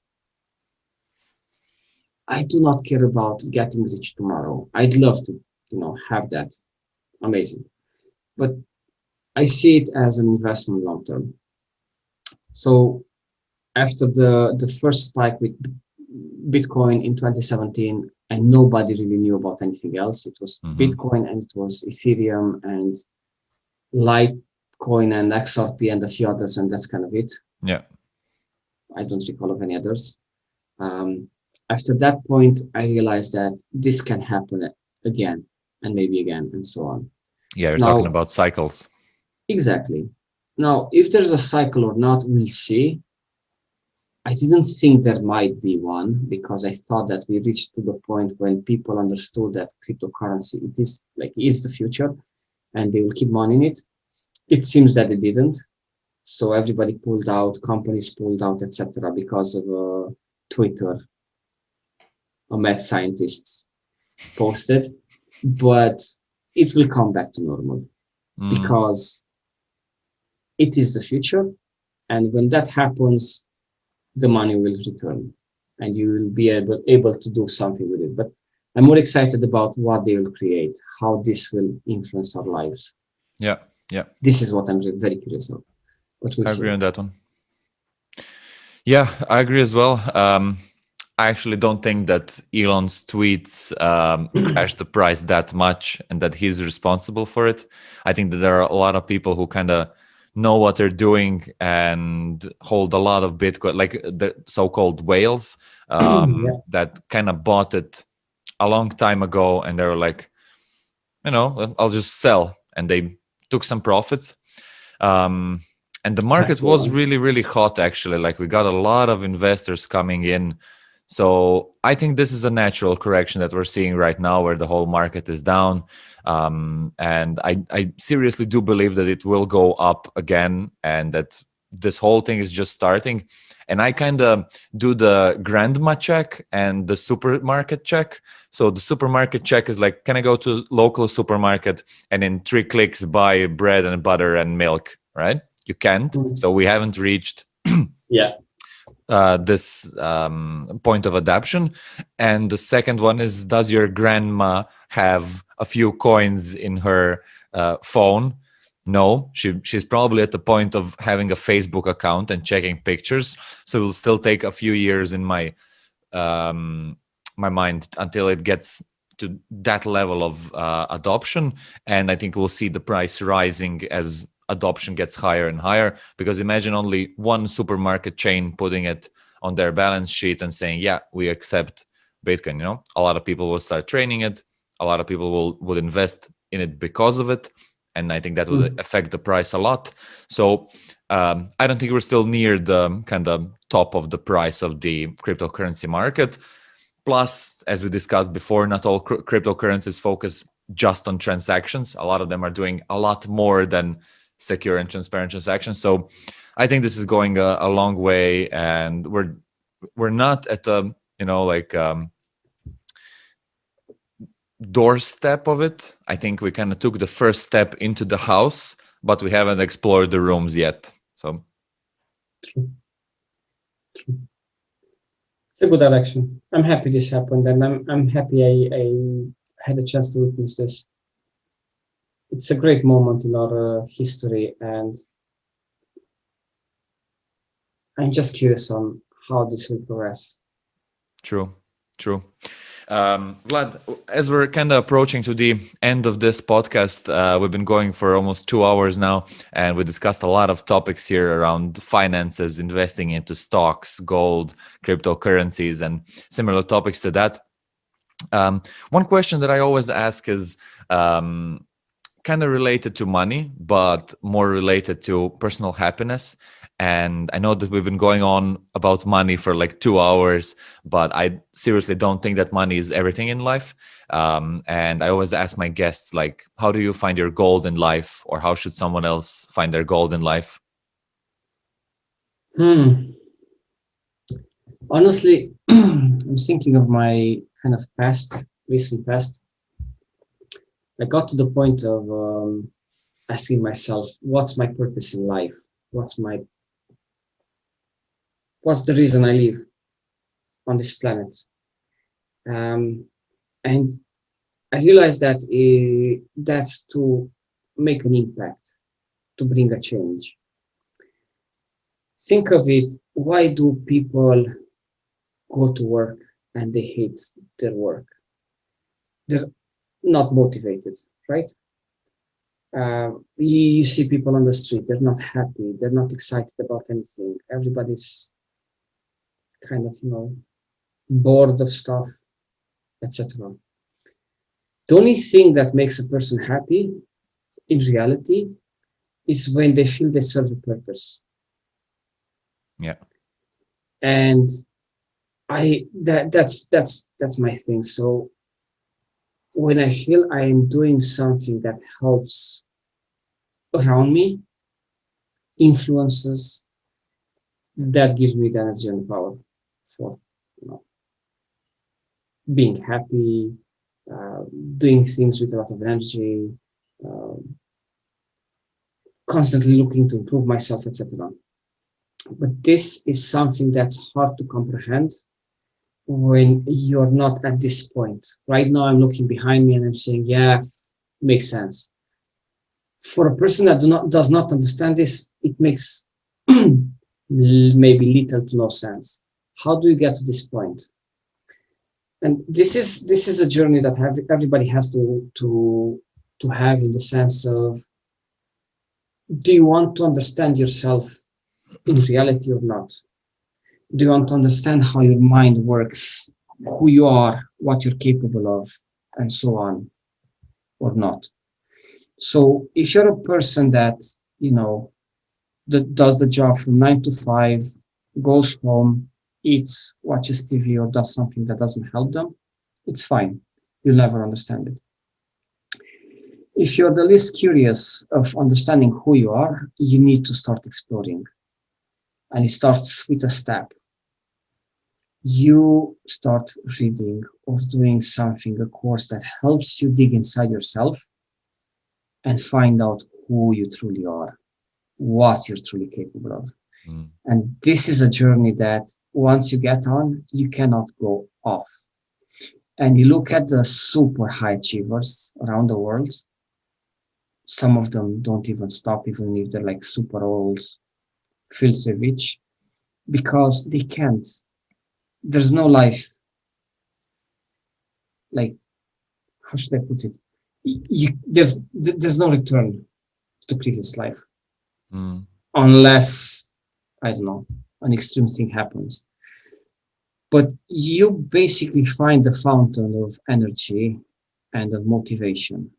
You realize that you can learn and understand anything very fast, very efficient.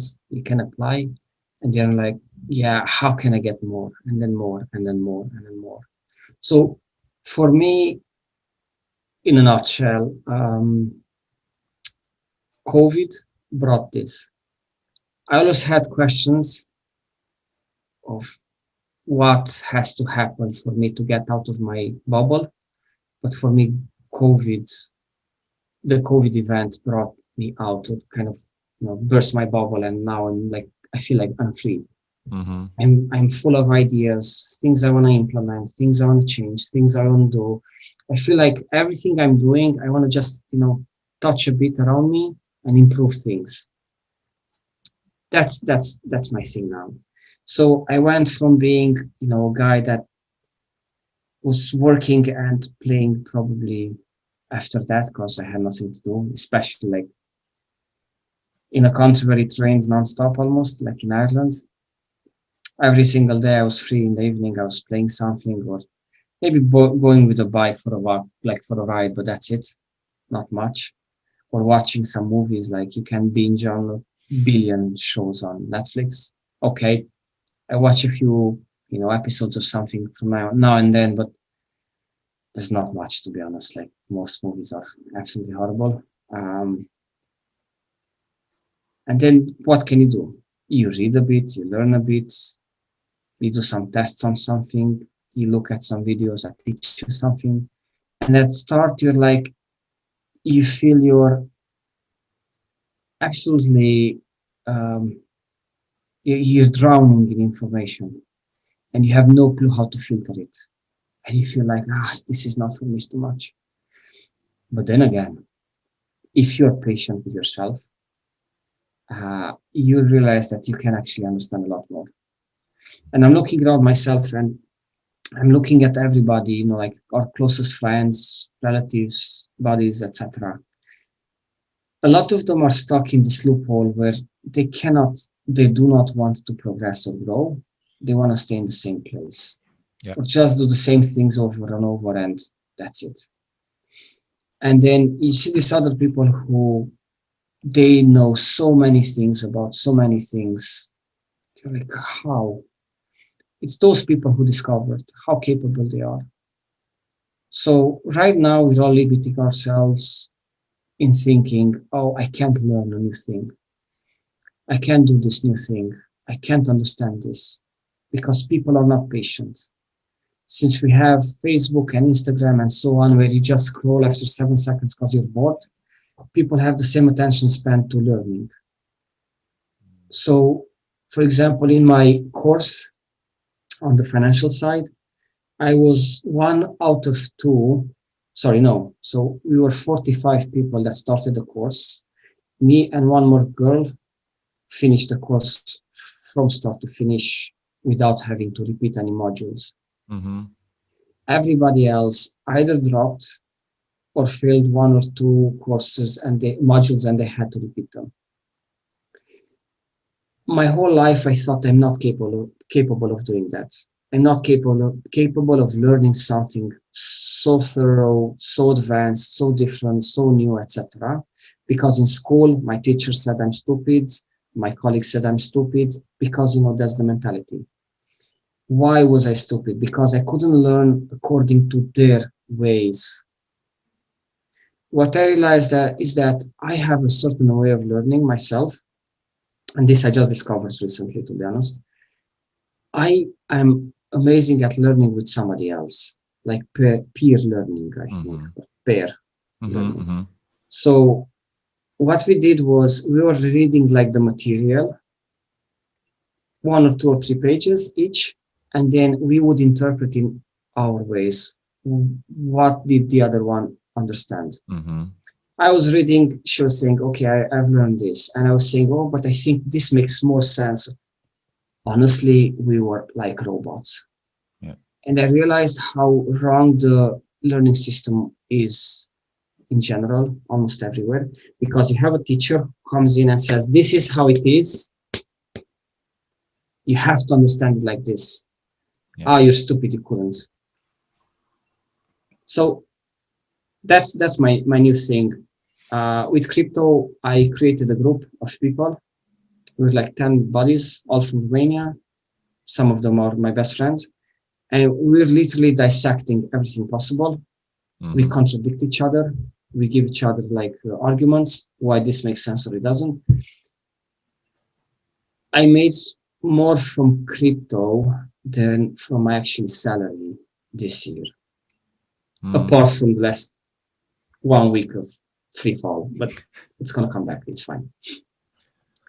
I learned how to make more money passively than I earn as a salary from cryptocurrency and from other investments.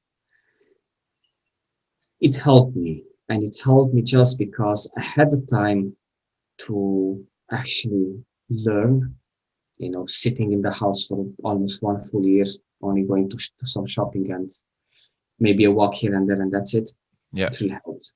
So that's my goal now. I realized first time in my life how far we actually are from achieving our true potential because we ignore ourselves, our capacity to learn, our capacity to digest information, to process it, and so on. So as long as we avoid doing this, exploring ourselves, we'll never go, truly. Yeah. And the example you can see, and I don't mean to offend anyone because I truly respect, our parents. Most of our parents, they matured until they had us. Then they stopped because we took all their time. And now they feel they're obsolete and too old to do anything else.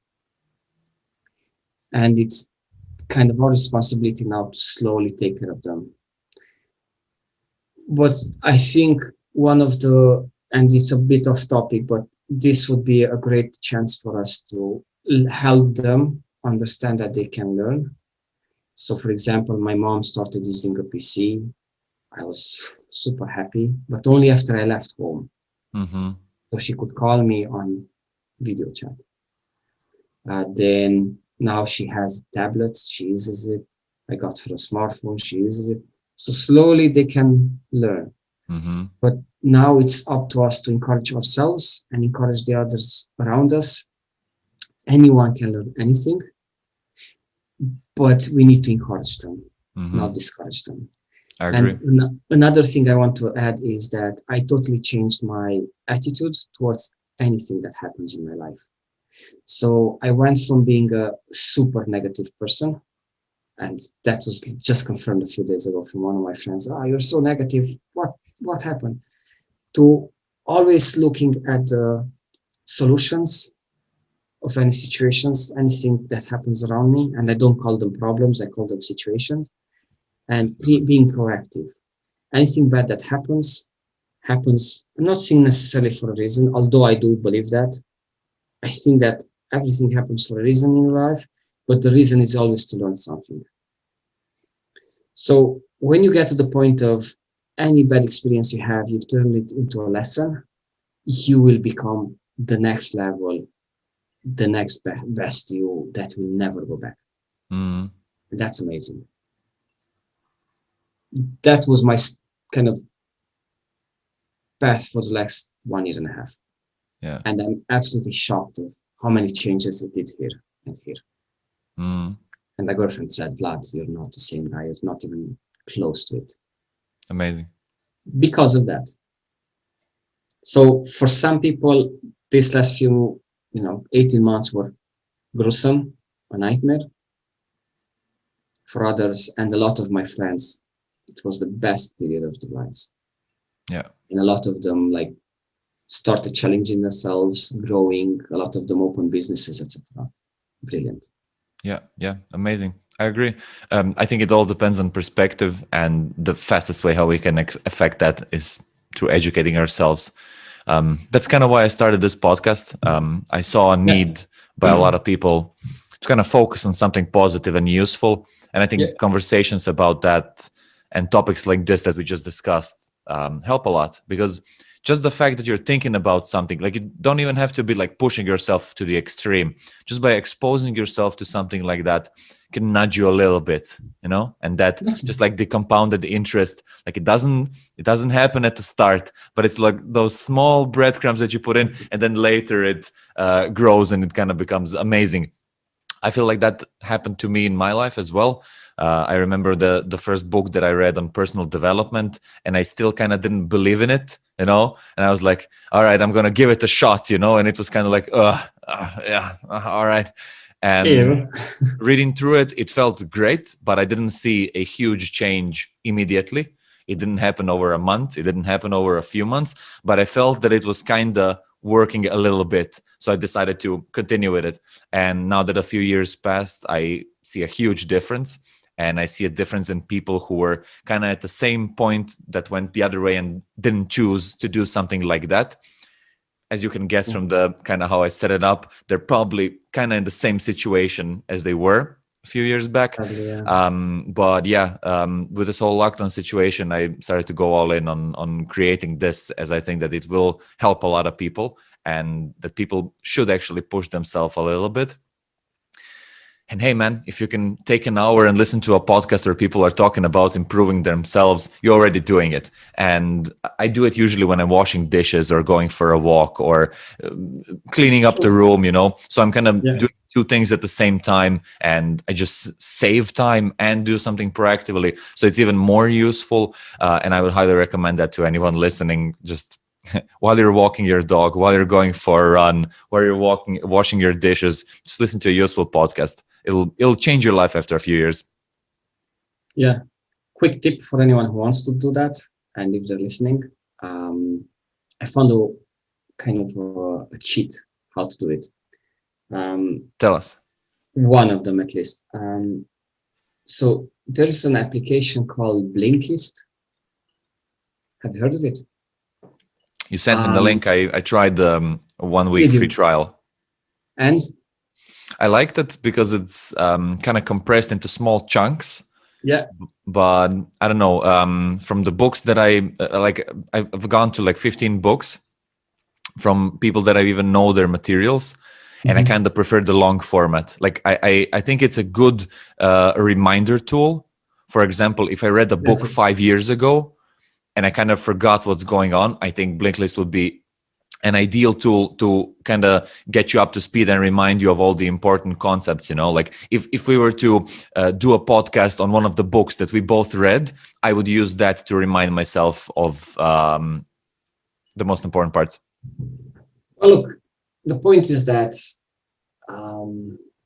for example, I was listening to a book a few weeks ago.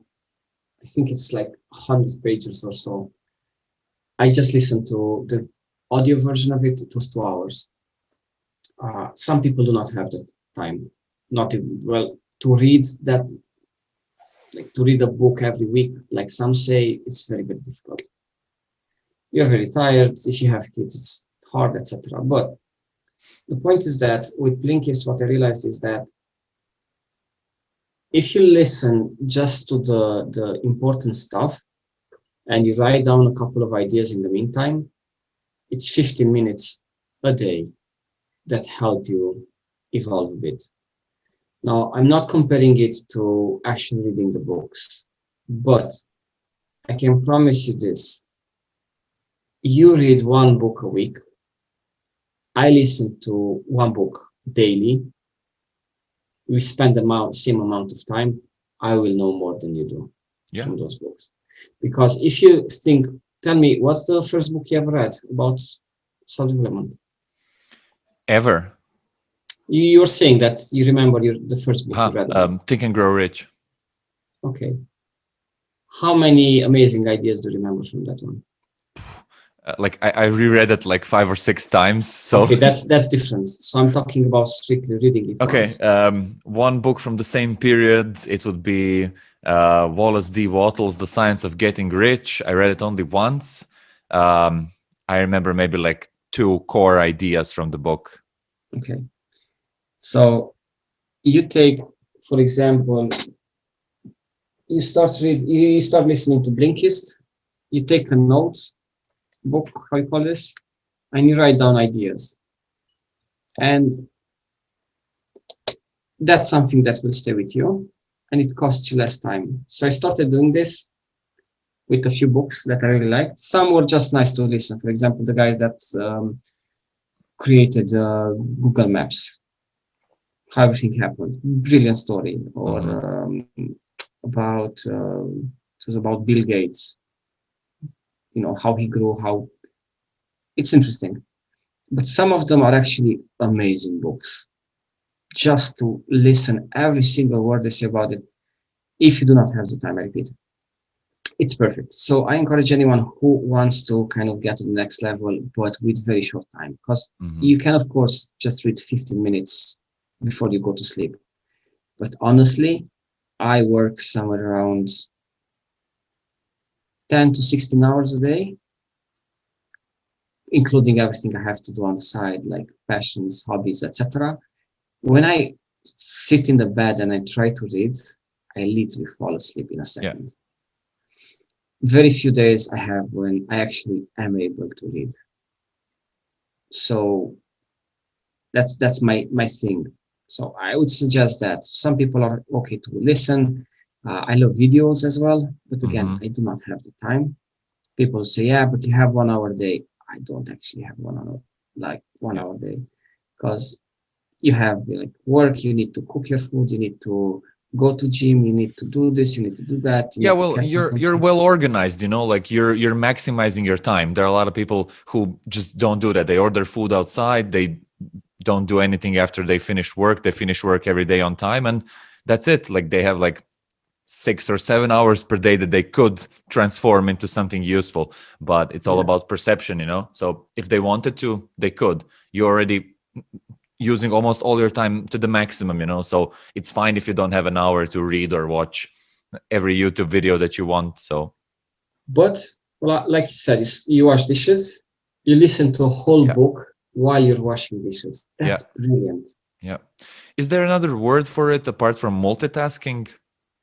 I don't think this is considered multitasking. Yeah, that's why I'm taking the same. Like that's why I'm trying to think of another word that kind of represents. So it's basically, I would say it's automation more than multitasking. I'll tell you why. Because multitasking technically should mean when you do multiple things at the same time with maximum efficiency. Yeah. I don't think I'm a pro at washing dishes, if that's the point. But for example, if I drive, I cannot listen 100% focused and I can't take notes. Yeah. So I can't actually do perfectly everything. So you listen, but you will not forget, you'll not remember everything. Somebody jumps in front of you, it's 15, 20 seconds gone, you've missed the whole paragraph. Yeah, yeah. I think there's no such thing as multitasking, although in Romania, when you apply for a job, everybody wants it. And then you can't actually do more than one thing at one time. So I don't know why they use it. It's just a cool word. I don't know. That's true. So it's basically what happens is that if you do a task more than maybe 30 times, you can do the task with less attention towards it, less involvement. So we say that you're mechanically doing something.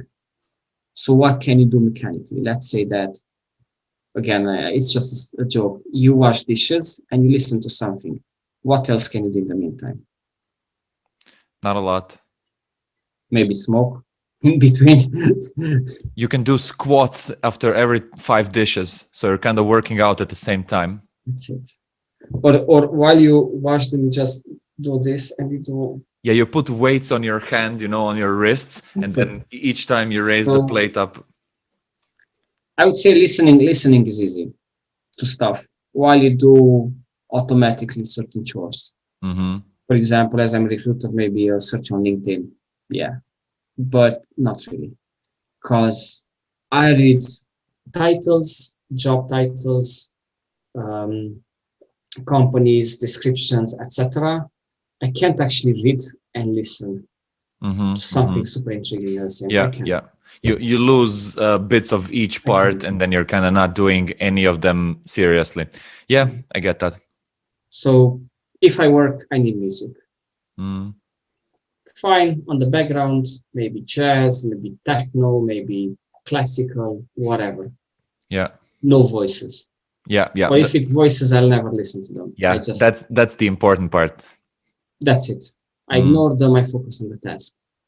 So I do a ton of stuff at the same time, meaning I start this, I leave it there, I start this, I finish, I go back to the other one. I have something started yesterday, I go back to it. It's not multitasking. yeah, Multitasking would be a robot who does like 5 messages at the same time yeah. and done. I'd love to do that, but no, I'm not Bonaparte who was doing 5 things at the same time. Ah, that's just stories, man. It's stories because, he lost the fucking battle. So Yeah. Vlad, amazing conversation again with you, man. I love to chat with you, and I learned a lot again. So thank you for sharing the info. If anybody wants to reach out, where can they find you? on LinkedIn, Vlad Romuald, like the name says. Here, Mhm. I'm not sure where you see We'll it. we'll leave the links below in the description. On LinkedIn, on social media, I don't really spend time. So So just makes no LinkedIn. sense. All right. LinkedIn. Yeah. Cool. Yeah. Awesome. Everyone, thank you very much for listening. I hope we kind of give you some cool directions on where to go with your finance situation, how to maybe get into new things, how to maybe diversify. A lot of information about crypto if you're new to this whole area. I think we covered a lot of ground there and shared our perspectives. Make sure to subscribe to the podcast on the Uncle Gold Podcast YouTube channel. Also, leave us a review on how you like the audio version of it. And thank you again, Vlad, for being a guest on the Uncle Gold Podcast. I look forward to our third conversation that we already planned. In the first one, we kind of focused on jobs and sales and recruitment.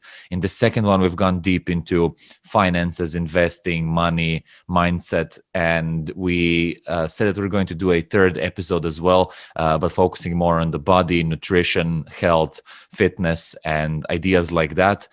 Because just work, just money, it's not enough. Like you have to have a healthy body and a healthy mind. And we're going to talk about that in Vlad's third episode with us. So if you're excited for that, make sure to stick around. And I hope you guys have a great day. And I'll see you in the next episode. Thanks, Bona. Cheers. Take care. Cheers, Vlad. Thank you. The Uncle Gold Podcast.